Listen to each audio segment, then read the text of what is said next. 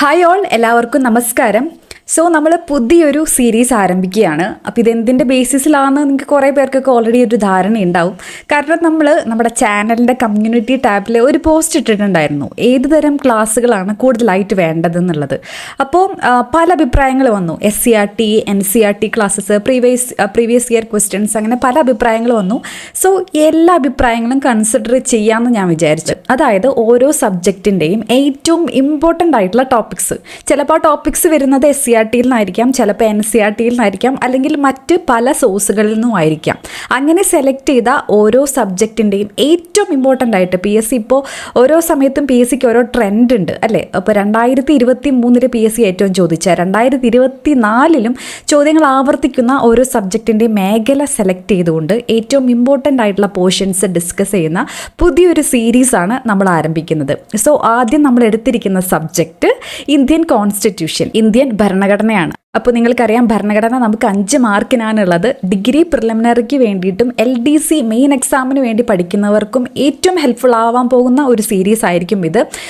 ആദ്യത്തെ ക്ലാസ്സാണ് ഇന്നത്തെ ക്ലാസ്. ഈ ഒരു ക്ലാസ്സിൻ്റെ റെസ്പോൺസ് അനുസരിച്ചിട്ടാണ് ബാക്കിയുള്ള സബ്ജക്ട്സ്, അതായത് നമ്മൾ പ്രീവിയസ് ഇയർ ക്വസ്റ്റ്യൻസ് വർക്കൗട്ട് ചെയ്തുള്ള സബ്ജക്ട്സ് ആണ് പെട്ടെന്ന് ചൂസ് ചെയ്യുന്നത്. കാരണം അത് വർക്കൗട്ട് ചെയ്തുള്ളത് കൊണ്ട് ഏതൊക്കെയാണ് ആവർത്തിക്കുന്ന മേഖല എന്നതിനെക്കുറിച്ച് വ്യക്തമായ ധാരണയുണ്ട്.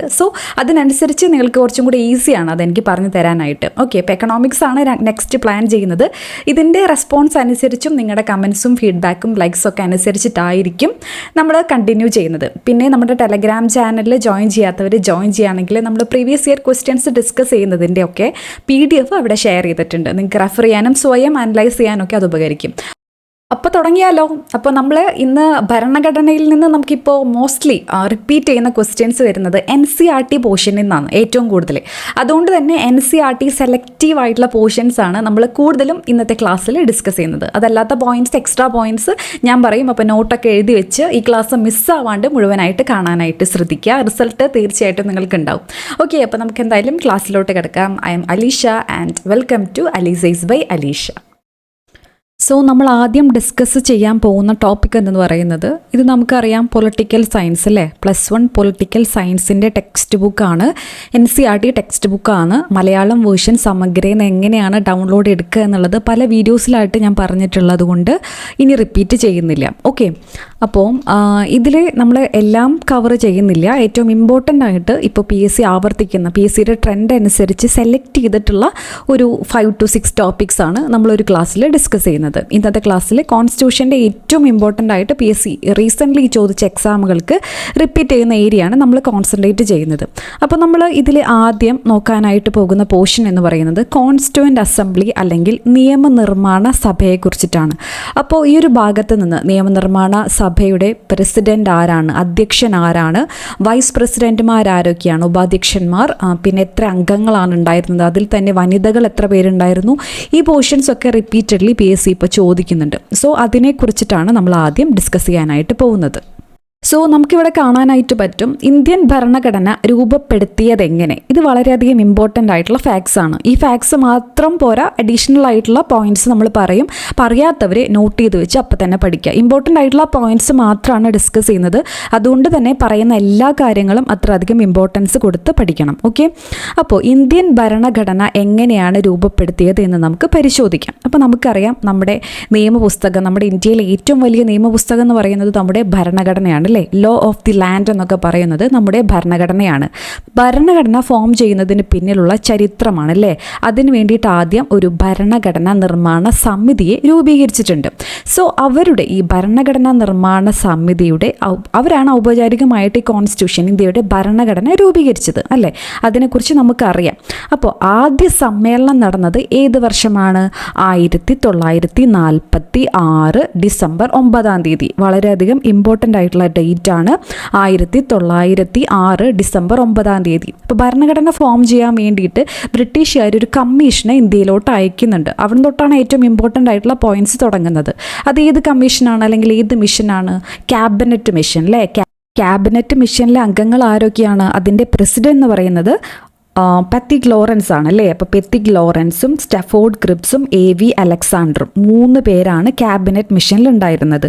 1946 ക്യാബിനറ്റ് മിഷൻ മാർച്ചിലാണ് അല്ലേ ഡൽഹിയിലെത്തുന്നത്. March 24 okay. അപ്പോൾ അവരൊക്കെ ഭരണഘടന ഉണ്ടാക്കാൻ വേണ്ടിയിട്ട് ഇന്ത്യയെ ഹെൽപ്പ് ചെയ്യാൻ അല്ലെങ്കിൽ ഇന്ത്യക്ക് സ്വാതന്ത്ര്യം തരാൻ വേണ്ടിയിട്ട് ഉള്ള കാര്യങ്ങളൊക്കെ എന്തൊക്കെയാണെന്ന് ഡിസ്കസ് ചെയ്യാൻ വേണ്ടിയിട്ടൊക്കെയാണ് ക്യാബിനറ്റ് മിഷൻ വന്നത് അല്ലേ.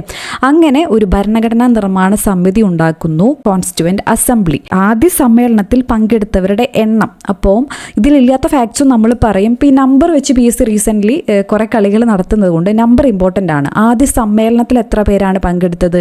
207 പേരാണ് പങ്കെടുത്തത്. ആദ്യ സമ്മേളനത്തിൽ പങ്കെടുത്ത വനിതകളുടെ എണ്ണം എത്രയാണ്? അത് 9. ഓക്കെ. വനിതകളുടെ കുറച്ച് കൺഫ്യൂഷൻസ് കുറേ പേര്, എനിക്കും കുറേ പഠിച്ചിട്ടാണ് ഈ ഒരു ഫാക്റ്റ് കിട്ടിയത്. ഇങ്ങനെ കൺഫ്യൂഷനായി പോവായിരുന്നു. ഓക്കെ. അപ്പോൾ അത് തെറ്റിക്കരുത്. ആദ്യ സമ്മേളനത്തിൽ എത്ര പേര് പങ്കെടുത്തു? 207 പേരാണ് പങ്കെടുത്തത്. അതിൽ എത്ര പേരാണ് വനിതകൾ? 9 പേരാണ് വനിതകളായിട്ടുള്ളത്. ഇനി ഈ അടുത്തുള്ള ഒരു എക്സാമിന് ചോദിച്ചിട്ടുള്ള ഒരു ഫാക്റ്റ് ആയിരുന്നു ഈ കോൺസ്റ്റിറ്റ്യൂവൻ്റ് അസംബ്ലി അല്ലെങ്കിൽ ഭരണഘടനാ നിയമനിർമ്മാണ സഭയുടെ ആദ്യ യോഗം നടന്നത് എവിടെ വെച്ചിട്ടാണെന്നുള്ളത്. ന്യൂഡൽഹിയിൽ വെച്ചിട്ടാണ്.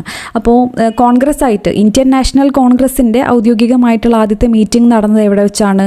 അത് ബോംബെ സംസ്കൃത കോളേജിലൊക്കെ വെച്ചിട്ടാണ് അല്ലേ. അത് ബോംബെയിലാണ്, ന്യൂഡൽഹിയിലാണ് നിയമനിർമ്മാണ സഭയുടെ ആദ്യ മീറ്റിംഗ് നടന്നേക്കുന്നത്. ഓക്കെ. അപ്പോൾ അങ്ങോട്ടും ഇങ്ങോട്ടൊന്നും കൺഫ്യൂഷൻ ആവരുത്.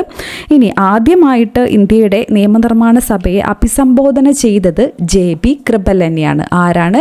JB കൃപലാനി. കാരണം ആ സമയത്ത് INC പ്രസിഡന്റ് ആയിരുന്ന വ്യക്തിയാണ് JB കൃപലാനി. ഓക്കെ.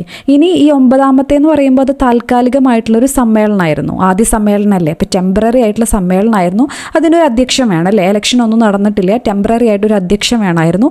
ആ അധ്യക്ഷനാണ് ആര്? ഡോക്ടർ സച്ചിദാനന്ദ സിൻഹ. ഇമ്പോർട്ടൻ്റ് ആണ്, ഡോക്ടർ സച്ചിദാനന്ദ സിൻഹ. ഇനി 11-ാം തീയതിയാണ് ഒഫീഷ്യലായിട്ട് ഒരു തെരഞ്ഞെടുപ്പൊക്കെ നടക്കി പ്രസിഡന്റിനെ തിരഞ്ഞെടുക്കുന്നത്. 1946 ഡിസംബർ 11-ാം തീയതി. അങ്ങനെ ആദ്യത്തെ പ്രസിഡൻ്റായിട്ട് മാറുന്ന വ്യക്തിയാണ് ആര്? ഡോക്ടർ രാജേന്ദ്ര പ്രസാദ്. അതായത് സ്ഥിരം അധ്യക്ഷനായിട്ട് മാറുന്ന വ്യക്തിയാണ് ഡോക്ടർ രാജേന്ദ്ര പ്രസാദ്.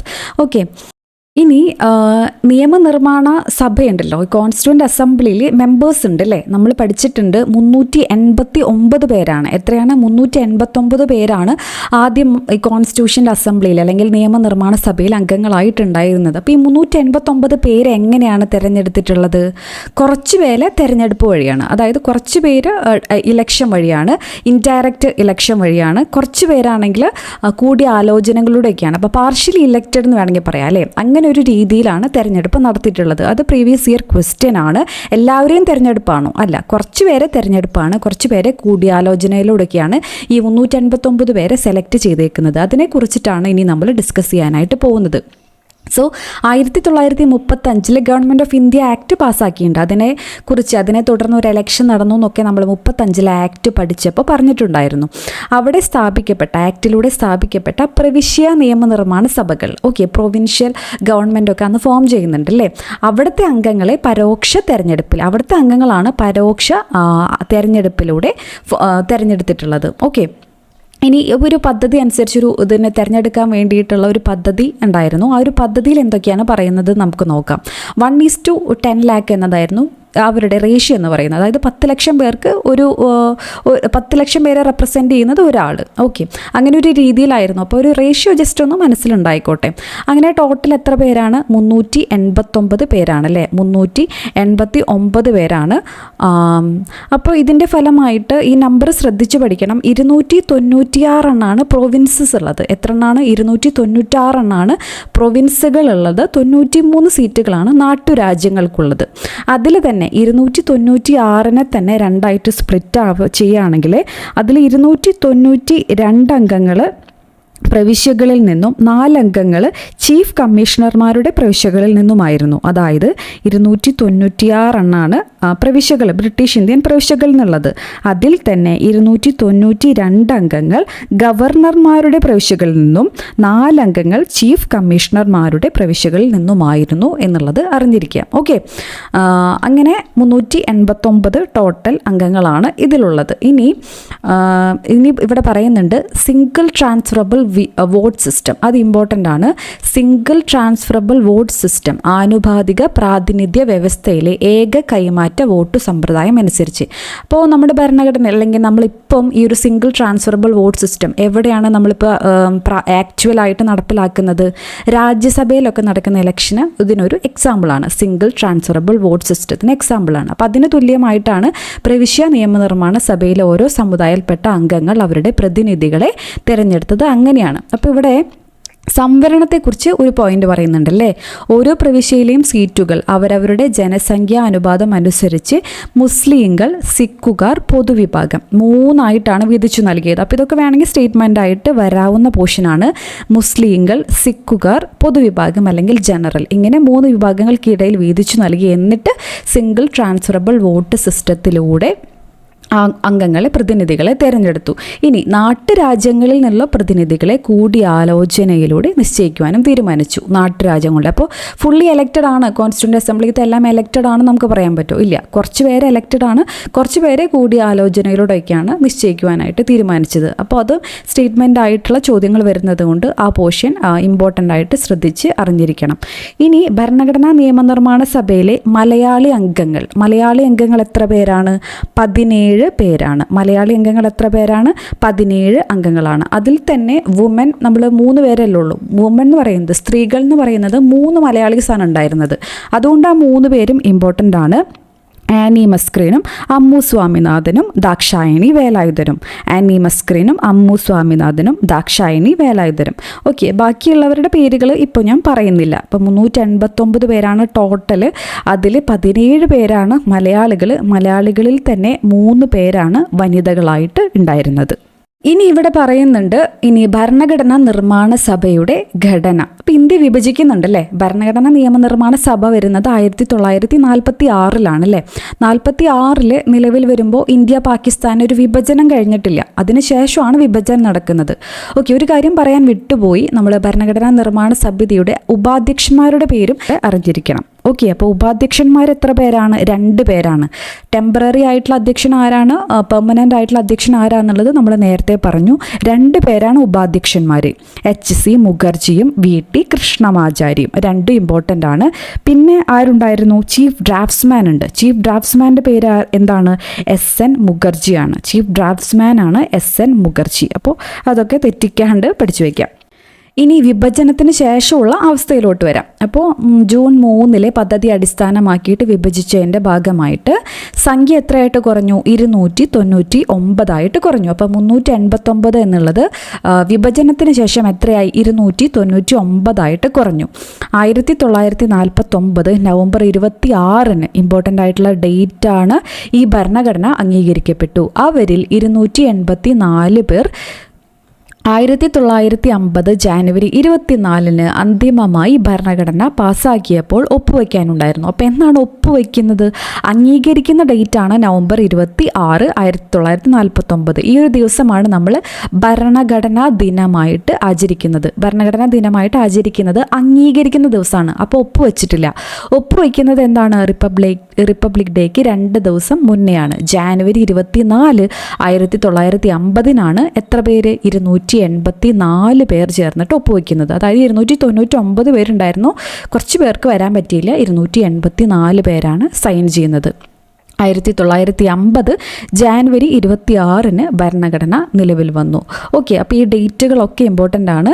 ഇനി നമുക്ക് അറിയാനുള്ള ഫാക്ട്സ്, ഈ വനിതകളുടെ നമ്പർ PSC ഇപ്പോൾ റിപ്പീറ്റഡ്ലി ചോദിക്കുന്നത് കൊണ്ട് വിഭജനത്തിന് ശേഷം എത്ര വനിതകളുണ്ടായിരുന്നു? നമ്മൾ കോൺസ്റ്റിറ്റ്യൂവൻ്റ് അസംബ്ലി നിയമനിർമ്മാണം തുടങ്ങുന്ന സമയത്ത് 17 പേരാണ് വനിതകളുണ്ടായിരുന്നത്. 17 മലയാളികളാണ്, അതുപോലെ 17 വനിതകളാണ്. 17 മലയാളികളാണ്, 17 വനിതകളാണ്. വിഭജനത്തിനു ശേഷം എത്ര വനിതകളായിട്ട് മാറി? 15 വനിതകളായിട്ട് മാറി. വനിതകളുടെ റിപ്പീറ്റഡ്ലി ചോദിക്കുന്നതുകൊണ്ട് പ്രിഫറൻസ് കൊടുത്ത് പഠിക്കണം. 15 വനിതകളായിട്ട് മാറി. ഇനി ആദ്യത്തെ മീറ്റിംഗ് നടന്നിട്ടുണ്ടായിരുന്നു, നമ്മൾ പറഞ്ഞില്ലേ. ആദ്യത്തെ മീറ്റിങ്ങിന് 207 പേരാണ് പങ്കെടുത്തതെന്ന് പറഞ്ഞു. അതിലെത്ര പേരാണ് വനിതകൾ? അതിൽ 9 പേരാണ് വനിതകൾ. ഇനി ഭരണഘടനാ നിയമനിർമ്മാണ സഭയിലുണ്ടായിരുന്ന മലയാളി വനിതകൾ എത്ര പേരാണ്? അത് 3 പേരാണ്. ഓക്കെ, അപ്പം ആ ഒരു ഫാക്ട്സിൽ ഒന്നിനും കൺഫ്യൂഷൻ ഇല്ല എന്ന് വിചാരിക്കുന്നു. അത് എഴുതി എന്നെ പഠിക്കും. പഠിക്കണം, പറഞ്ഞ് പഠിക്കണം, തെറ്റിക്കരുത്. ഇനി ഇവിടെ ഇമ്പോർട്ടൻ്റ് ആയിട്ട് പറയുന്ന സ്റ്റേറ്റ്മെൻറ്റ് ക്വസ്റ്റ്യൻസിലോട്ട് വരുമ്പോൾ നമ്മൾ കൺസെപ്റ്റ് മനസ്സിലാക്കി പഠിക്കേണ്ടത് ഇപ്പോൾ നമുക്ക് ചോദ്യങ്ങൾ കണ്ടുവരുന്നൊരു പോർഷനാണ് ഈ ഒരു പോർഷൻ എന്ന് പറയുന്നത്. ഭരണഘടനാ നിർമ്മാണ സഭയെ പ്രാതിനിധ്യ സ്വഭാവമുള്ളതാക്കാൻ ഗൗരവമായ ശ്രമങ്ങൾ നടന്നു. മുകളിൽ സൂചിപ്പിച്ച പദ്ധതി അനുസരിച്ച് എല്ലാ മതവിഭാഗങ്ങൾക്കും പ്രാതിനിധ്യം നൽകിയിരുന്നു. അപ്പോൾ ഇതൊരു ക്വസ്റ്റ്യൻ പേപ്പറിൽ കണ്ടൊരു ചോദ്യമാണ്. എല്ലാ മതവിഭാഗക്കാർക്കും പ്രാതിനിധ്യം നമ്മുടെ നിയമനിർമ്മാണ സഭയിൽ നടന്നിട്ടുണ്ടായിരുന്നോ? പെട്ടെന്ന് നമ്മൾക്ക് ചോദിക്കുമ്പോൾ ചിലപ്പോൾ പറഞ്ഞൊന്നും വരില്ല അല്ലേ? ഉണ്ടായിരുന്നു. എല്ലാ മതവിഭാഗക്കാർക്കും പ്രാതിനിധ്യം നൽകിയിരുന്നു. ഇതുകൂടാതെ പട്ടിക വിഭാഗത്തിൽപ്പെട്ട 28 അംഗങ്ങളും, അപ്പോൾ ഇതിൽ പ്രത്യേകം എടുത്ത് പറഞ്ഞതുകൊണ്ട് നമ്മുടെ മനസ്സിലുണ്ടാവുകയാണെങ്കിൽ നല്ലതാണ്. 28 അംഗങ്ങളും പട്ടിക വിഭാഗത്തിൽപ്പെട്ട. ഏറ്റവും കൂടുതൽ ആ സമയത്ത് നമുക്കറിയാം INC തന്നെയാണ് ഏറ്റവും പവർഫുൾ ആയിട്ടുള്ള ഒരു പാർട്ടി ആയിരുന്നത് അല്ലേ? ഇപ്പോൾ രാഷ്ട്രീയ പാർട്ടികളുടെ അടിസ്ഥാനത്തിലാണെങ്കിൽ 82% സീറ്റുകൾ കൈവശപ്പെടുത്തിയത് കോൺഗ്രസ് ആയിരുന്നു. ഓക്കെ, അപ്പോൾ അതും കൂടെ ജസ്റ്റ് അറിഞ്ഞിരിക്കുക. ഇനി നമുക്ക് ഇതിലുള്ള എല്ലാ പോയിന്റ്സും ഞാൻ പറഞ്ഞല്ലോ, എല്ലാ പോയിന്റ്സും നമ്മൾ പറയുന്നില്ല, ഇമ്പോർട്ടൻ്റ് ആയിട്ടുള്ള പോയിന്റ്സ് ആണ് ഇപ്പോൾ ഡിസ്കസ് ചെയ്തിട്ട് പോകുന്നത്. അങ്ങനെ ഇന്ത്യക്ക് വേണ്ടിയിട്ടൊരു ഭരണഘടന തയ്യാറാക്കിയില്ലേ? അപ്പോൾ ഈ ഭരണഘടനയിലെ എല്ലാ പ്രൊവിഷൻസും സ്വന്തമായിട്ട് എഴുതി ഉണ്ടാക്കാന്നൊക്കെ പറഞ്ഞാൽ അത്ര എളുപ്പമുള്ള കാര്യമൊന്നും അല്ലേ? അതിന് വേണ്ടിയിട്ട് തീർച്ചയായിട്ടും ഒരുപാട് രാജ്യങ്ങളിൽ റഫറൻസ് എടുക്കും. അപ്പോൾ നമ്മൾ എന്ത് കാര്യം ചെയ്യുകയാണെങ്കിലും അങ്ങനെയാണല്ലോ. അപ്പോൾ സിനിമയ്ക്ക് വരെ ബാക്കിയുള്ള കാര്യങ്ങളിൽ നിന്ന് റഫറൻസ് എടുക്കും അല്ലേ? ഇപ്പം നേരെന്ന് പറഞ്ഞ സിനിമയ്ക്കൊക്കെ റഫറൻസ് എടുത്തത് അതിൻ്റെ ഒരുപാട് ട്രോളുകളൊക്കെ നമ്മൾ കാണുന്നുണ്ട്. സോ എനിവേസ് അതുപോലെ തന്നെ ഇപ്പോൾ ഭരണഘടന ഒരുപാട് നിയമങ്ങളും ഒരുപാട് കാര്യങ്ങളൊക്കെ വരുന്നതാണ് അല്ലേ? അപ്പോൾ അതിനെ തീർച്ചയായിട്ടും റഫറൻസുകൾ ആവശ്യമാണ്. അങ്ങനെ ഇന്ത്യൻ ഭരണഘടന ഒരുപാട് രാജ്യങ്ങളിൽ നിന്ന് ആശയങ്ങൾ കടമെടുത്തിട്ടുണ്ട്. അപ്പോൾ ആ ആശയങ്ങൾ എന്തൊക്കെയാണെന്നുള്ളതാണ് ഈ ഒരു ഇമേജിൽ നമുക്ക് കാണാനായിട്ട് പറ്റുന്നത്. വളരെയധികം ഇമ്പോർട്ടൻ്റ് ആണ്. ഞാൻ നമ്മുടെ ടെലഗ്രാമിലൊക്കെ ഓൾറെഡി ഷെയർ ചെയ്തിട്ടുള്ളതാണെങ്കിലും ഒന്നുകൂടെ എടുത്തു പറയുന്നത് അത്രയധികം ഇമ്പോർട്ടൻ്റ് ആയത് കൊണ്ടാണ്. അപ്പോൾ ഇതിന് പുറമേയുള്ള കാര്യങ്ങളുണ്ട്, ഇല്ല എന്നല്ല പറയുന്നത്. പക്ഷേ ഏറ്റവും ബേസിക് ആയിട്ട് ഏറ്റവും നിർബന്ധമായിട്ട് നമ്മൾ അറിഞ്ഞിരിക്കേണ്ട ഫാക്ട്സ് ആണ് ഇവിടെ കൊടുത്തിരിക്കുന്നത്. അപ്പോൾ നമ്മളിതെങ്ങനെയാണ് പഠിക്കേണ്ടത്? ബ്രിട്ടീഷ് ഭരണഘടനയിൽ നിന്നും കടമെടുത്തിട്ടുള്ള ആശയങ്ങൾ. അപ്പോൾ ഞാൻ മുന്നേ പറഞ്ഞ മാതിരി ടെലഗ്രാമിൽ പറഞ്ഞിട്ടുണ്ടായിരുന്നു, ഒന്നെങ്കിൽ ഇത് അറിയാവുന്നവർ ബൈഹാർട്ട് പഠിക്കാൻ ഇഷ്ടമുള്ളവർക്ക് ബൈഹാർട്ട് പഠിക്കുക, അല്ലെങ്കിൽ നമ്മൾ മനസ്സിലാക്കി പഠിക്കുക. ബ്രിട്ടീഷ് ഭരണഘടന നമുക്കറിയാം, മദർ ഓഫ് പാർലമെൻറ്റ് എന്നൊക്കെ നമ്മൾ വിളിക്കുന്നത് ബ്രിട്ടീഷ് പാർലമെൻറ്റിനാണ് അല്ലേ? അപ്പോൾ സ്വാഭാവികമായിട്ടും അമ്മ അവിടെ ഇരിക്കുമ്പോൾ, അമ്മ എന്ന് വിശേഷിക്കപ്പെടുന്ന ഒരു പാർലമെൻറ്റ് ബ്രിട്ടൻ ഉണ്ടാവുന്നിടത്തോളം കാലം നമുക്ക് അവിടെ നിന്ന് കടമെടുക്കാം അല്ലേ? സോ പാർലമെൻ്ററി സിസ്റ്റം എന്നൊരു ആശയം, പാർലമെൻ്ററി ഭരണ സമ്പ്രദായം എന്നൊരാശയം ഇന്ത്യ കടമെടുക്കുന്നത് ബ്രിട്ടീഷ് ഭരണഘടനയിൽ നിന്നാണ്. ഈ ഒരു കാര്യം അറിഞ്ഞാൽ തന്നെ ബാക്കി കാര്യങ്ങളൊക്കെ നമുക്ക് ഇതിൽ നിന്ന് എടുക്കാനായിട്ട് പറ്റും. അപ്പോൾ എന്തൊക്കെയാണ് ബാക്കി കാര്യങ്ങൾ? നമുക്കറിയാം, നമ്മുടെ പാർലമെൻറ്റാണ് നിയമനിർമ്മാണം നടത്തുന്നത് അല്ലേ? ഇന്ത്യയിൽ പാർലമെൻറ്റാണ് നിയമനിർമ്മാണം നടത്തുന്നത്. അപ്പോൾ നിയമവാഴ്ച എന്ന ആശയം, റൂൾ ഓഫ് ലോ എന്ന ആശയം ഇന്ത്യ കടമെടുത്തിരിക്കുന്നതും ഇതേ ബ്രിട്ടനിൽ നിന്ന് തന്നെയാണ്. നമുക്കറിയാം പാർലമെൻറ്റിൽ എപ്പോഴും സ്പീക്കർ ഇരിക്കുന്നത് നമ്മൾ കാണാറുണ്ട് അല്ലേ? സോ സ്പീക്കറുടെ സ്ഥാപനവും അവരുടെ പങ്കും is also adopted from the constitution of Britain. Okay, ഇനി നിയമനിർമ്മാണ നടപടിക്രമം. ഞാൻ നേരത്തെ പറഞ്ഞു നിയമനിർമ്മാണം ഇന്ത്യയിൽ പാർലമെൻറ്റാണ്. അപ്പോൾ പാർലമെൻറ്റിനെ കണക്ട് ചെയ്യുകയാണെങ്കിൽ ഈ പോയിൻറ്റ്സ് ഒക്കെ നമുക്ക് എടുക്കാം. നിയമനിർമ്മാണ നടപടിക്രമം അല്ലെങ്കിൽ പാർലമെൻറ്റിൽ ഒരു സ്പീക്കർ ഇങ്ങനെ ഇരിക്കുന്നതായിട്ട് നമ്മൾ കൺസിഡർ ചെയ്യുക, നിയമവാഴ്ച എന്ന ആശയം. ഇനി നമുക്കറിയാം പാർലമെൻറ്റിൽ ലോക്സഭയും രാജ്യസഭയുണ്ട്. അപ്പോൾ ലോക്സഭയിൽ നടത്തുന്ന ഇലക്ഷൻ എന്തിൻ്റെ ബേസിസിലാണ്? കേവല ഭൂരിപക്ഷ വ്യവസ്ഥയിലാണ് അല്ലേ? കേവല ഭൂരിപക്ഷ വ്യവസ്ഥ അല്ലെങ്കിൽ first past the post system. നമ്മൾ സിമ്പിൾ മെജോറിറ്റി എന്നൊക്കെ പറയുമല്ലോ. അപ്പോൾ അതിൻ്റെ വേറൊരു ടേമാണ് കേവല ഭൂരിപക്ഷ വ്യവസ്ഥ എന്ന് പറയുന്നത്. സോ അങ്ങനെയാണ് നമുക്ക് ലോക്സഭയിലേക്ക് ഇലക്ഷൻ നടക്കുന്നത്. രാജ്യസഭയ്ക്കാണെങ്കിൽ അങ്ങനെയല്ല, ആനുപാതിക പ്രാതിനിധ്യമാണ് അല്ലേ? രാജ്യസഭയിലോട്ട് വരുമ്പോൾ, ലോക്സഭയിലോട്ട് വരുമ്പോൾ നമ്മൾ MLA-മാരൊക്കെ സെലക്ട് ചെയ്യുന്നത് എങ്ങനെയാണ്? നമ്മൾ ഡയറക്റ്റ് ആയിട്ട് വോട്ട് ചെയ്തിട്ട് സിമ്പിൾ മെജോറിറ്റി വഴിയാണ് അല്ലേ? ഏറ്റവും കൂടുതൽ ആർക്കാണ് വോട്ട് കിട്ടുന്നത് അവർ ജയിക്കും. അങ്ങനെയാണ് ലോക്സഭ ഇലക്ഷൻ നടത്തുന്നത് അല്ലേ? ആ തിരഞ്ഞെടുത്ത ആൾക്കാർ കൂടി ചേർന്നിട്ടാണ് എന്തിനെ ചൂസ് ചെയ്യുന്നത്? രാജ്യസഭയിലേക്കുള്ള അംഗങ്ങളെ ചൂസ് ചെയ്യുന്നുണ്ട്. രാജ്യസഭത്തെ എല്ലാ ആൾക്കാരെയും ആനുപാതിക പ്രാതിനിധ്യ വ്യവസ്ഥയിലൂടെയല്ല, കാരണം നോമിനേറ്റ് ചെയ്യുന്നുണ്ട് അല്ലേ? 12 ആൾക്കാരെ പ്രസിഡന്റ് നോമിനേറ്റ് ചെയ്യുന്നുണ്ട്. അതൊക്കെ നിങ്ങൾക്ക് അറിയാവുന്ന കാര്യങ്ങളാണ് എന്ന് ഞാൻ വിശ്വസിക്കുന്നു. സോ എന്തായാലും first past the post system എന്നുള്ള ഒരു ആശയം കടമെടുത്തിട്ടുള്ളത് ബ്രിട്ടീഷിൽ നിന്നാണെന്നുള്ളത് അറിഞ്ഞിരിക്കുക. ഓക്കെ, അപ്പോൾ ഇമ്പോർട്ടൻ്റ് ആണിത്. ഇനി നമുക്ക് നോക്കുകയാണെങ്കിൽ ഫ്രാൻസിൻ്റെ ഭരണഘടന. അപ്പോൾ നമ്മൾ ഫ്രഞ്ച് റവല്യൂഷൻ ലോക ചരിത്രത്തിൽ പഠിക്കുമ്പോൾ തന്നെ ഏറ്റവും ഇമ്പോർട്ടൻ്റ് ആയിട്ട് പറയുന്ന പോയിൻ്റാണ് ലിബർട്ടി, ഇക്വാലിറ്റി ആൻഡ് ഫ്രാറ്റേണിറ്റി, അഥവാ സ്വാതന്ത്ര്യം, സമത്വം, സാഹോദര്യം. ഏത് റവല്യൂഷൻ റവല്യൂഷനുമായിട്ടാണ് ബന്ധപ്പെട്ടിരിക്കുന്നത്? ഫ്രഞ്ച് റവല്യൂഷനുമായിട്ടാണ് അല്ലേ? അതുകൊണ്ട് തന്നെ അത് കടമെടുത്തിരിക്കുന്നത് നമ്മുടെ ആർട്ടിക്കിളിൽ, നമ്മുടെ പ്രിയാമ്പിളിൽ, നമ്മുടെ ആമുഖത്തിൽ തന്നെ പറയുന്നതാണ് ഈ സ്വാതന്ത്ര്യം, സമത്വം, സഹോദര്യത്തെയൊക്കെ പറ്റിയിട്ട്. ഈ ഒരു ആശയം ഇന്ത്യ കടമെടുത്തിരിക്കുന്നത് ഓഫ് കോഴ്സ് എവിടെ നിന്നായിരിക്കും? ഫ്രാൻസിൽ നിന്നായിരിക്കും. ഇനി അമേരിക്കൻ ഭരണഘടന ഫണ്ടമെൻ്റൽ റൈറ്റ്സ്, മൗലികാവകാശത്തെക്കുറിച്ചുള്ള അധ്യായം, അമേരിക്കയുടെ ബിൽ ഓഫ് റൈറ്റ്സിൽ നിന്നാണ് ഇന്ത്യ എന്ത് കടമെടുത്തിട്ടുള്ളത്? ഫണ്ടമെൻ്റൽ റൈറ്റ്സ് എന്നുള്ള ആശയം കടമെടുത്തിരിക്കുന്നത്. അപ്പോൾ ഓരോന്നിൻ്റെയും ഓരോന്ന് പഠിച്ചു കഴിഞ്ഞാൽ, ഇപ്പോൾ ബ്രിട്ടൻ കേൾക്കുമ്പോൾ തന്നെ പാർലമെൻറ്റ് പഠിച്ചു കഴിഞ്ഞാൽ അതുമായിട്ട് റിലേറ്റ് ചെയ്തിട്ട് ബാക്കിയുള്ളത് നമുക്ക് കണക്ട് ചെയ്ത് അടിക്കാം. മൗലികാവകാശം അമേരിക്കയിൽ നിന്നാണ് കടമെടുത്തിരിക്കുന്നത് എന്നതറിയുന്നേ ബാക്കിയുള്ളത് നമുക്ക് അതുമായിട്ട് റിലേറ്റ് ചെയ്യാനായിട്ട് പറ്റും. കാരണം അതുമായിട്ട് ഫണ്ടമെൻ്റൽ റൈറ്റ്സ് നമുക്കറിയാം. ആ ഫണ്ടമെൻ്റൽ റൈറ്റ്സിൽ എന്തെങ്കിലും വയലേഷനൊക്കെ സംഭവിക്കുകയാണെങ്കിൽ നമുക്ക് കോർട്ടിനെ, സുപ്രീം കോടതിയെയും ഹൈക്കോടതിയൊക്കെ സമീപിക്കാം അല്ലേ? അതാണ് റിട്ട് അവകാശം എന്നൊക്കെ പറയുന്നത്. അപ്പോൾ നീതിന്യായം അതുമായിട്ട് റിലേറ്റ് ചെയ്യാം. നീതിന്യായ വിഭാഗത്തിൻ്റെ സ്വാതന്ത്ര്യം, ഇൻഡിപെൻഡൻസ് ഓഫ് ജുഡീഷ്യറി എന്നുള്ളതും മൗലികാവകാശമായിട്ട് കണക്ട് ചെയ്യുക. അങ്ങനെ അമേരിക്കൻ ഭരണഘടനയിൽ നിന്നാണ് എടുത്തിട്ടുള്ളതെന്ന് പഠിച്ചു വയ്ക്കുക. നീതിന്യായ പുനഃപരിശോധന, ജുഡീഷ്യൽ റിവ്യൂ, അതും ജുഡീഷ്യറിയായിട്ട് ബന്ധപ്പെട്ടതുകൊണ്ട് അതും അമേരിക്കൻ ഭരണഘടനയിൽ നിന്നാണ് കടമെടുത്തിട്ടുള്ളത്. അങ്ങനെ പ്രധാനമായിട്ടും എന്നാണ് പറയുന്നത്, 3 ഇതിൽ ഇനി മറ്റൊരു ഇമ്പോർട്ടൻ്റ് ആയിട്ടുള്ളതാണ് ഇന്ത്യയുടെ ആമുഖം അല്ലെങ്കിൽ പ്രിയാമ്പിൾ. അതും അമേരിക്കൻ ഭരണഘടനയിൽ നിന്ന് ഇൻസ്പിറേഷൻ കൊണ്ടിട്ട് എടുത്തിട്ടുള്ളതാണ്. അതും കൂടെ ഇവിടെ എക്സ്ട്രാ ആയിട്ട് പഠിച്ചു വയ്ക്കാം. ഇനി ഐറിഷ് ഭരണഘടന, അയർലൻഡിൽ നിന്ന് എന്താണ്? DPSP അല്ലെങ്കിൽ directive principles of state policy, നിർദ്ദേശക തത്വങ്ങൾ എന്നൊക്കെ നമ്മൾ പഠിക്കുന്നുണ്ട് അല്ലേ? അത് കടമെടുത്തിട്ടുള്ളത് അയർലൻഡിൽ നിന്നാണ്. ഇനി കനേഡിയൻ ഭരണഘടനയിൽ നിന്ന് എന്താണ് കടമെടുത്തിട്ടുള്ളത്? അർദ്ധ federal government, quasi federal government. അപ്പോൾ നമുക്കറിയാം ഇന്ത്യയെ സംബന്ധിച്ചിടത്തോളം ഇന്ത്യ ഒരു ഫെഡറൽ രാജ്യമാണോ എന്ന് ചോദിച്ചാൽ അല്ല. ഫെഡറൽ രാജ്യത്തിന് എക്സാമ്പിൾ ഏതാണ്? അമേരിക്ക പോലുള്ള രാജ്യങ്ങളാണ് അല്ലേ? അതായത് 50 സ്റ്റേറ്റ്സ് ഉണ്ട് അമേരിക്കയിൽ. അവരെല്ലാം ഇൻഡിപെൻഡൻ്റ് ആയിട്ടുള്ള സ്റ്റേറ്റ്സ് ആണ്. അവർക്കിപ്പോൾ അമേരിക്കയിൽ നിൽക്കാൻ താല്പര്യമൊന്നുമില്ലെങ്കിൽ അവർക്ക് അവിടെ നിന്ന് വിട്ടു പോരാം. അവർക്ക് സെൻറ്ററിൻ്റെ കീഴിൽ തന്നെ നിൽക്കണമെന്ന് യാതൊരു നിർബന്ധവുമില്ല. അതാണ് ഇൻഡിപെൻഡൻ്റ് ആയിട്ടുള്ള സ്റ്റേറ്റ്സ് ആണ് ഈ ഫെഡറൽ രാഷ്ട്രം മുന്നോട്ട് വയ്ക്കുന്നത്. അങ്ങനെ ഒരു രാജ്യം അല്ല ഇന്ത്യ. എന്നാൽ പൂർണ്ണമായിട്ടും യൂണിറ്ററി ആണെന്ന് പറയാൻ പറ്റുമോ? അതായത് എല്ലാം കേന്ദ്രത്തിന്, സെൻട്രലിൽ മാത്രം തീരുമാനമെടുക്കുക, അങ്ങനെയല്ല. കുറച്ചധികാരം സ്റ്റേറ്റിനും ഉണ്ട്, കുറച്ചധികാരം യൂണിയനും ഉണ്ട്. അതുകൊണ്ടാണ് ഇന്ത്യൻ ഭരണഘടന എന്തായിട്ട് മാറുന്നത്? അർദ്ധ ഫെഡറൽ അല്ലെങ്കിൽ ക്വാസി ഫെഡറൽ എന്നുള്ളൊരാശയം വരുന്നത്. ഈ ഒരു ആശയം കടമെടുത്തിട്ടുള്ളത് കനേഡിയൻ ഭരണഘടനയിൽ നിന്നാണ്. ശക്തമായ കേന്ദ്ര ഗവൺമെൻറ്റോട് കൂടിയ ഫെഡറൽ സമ്പ്രദായം.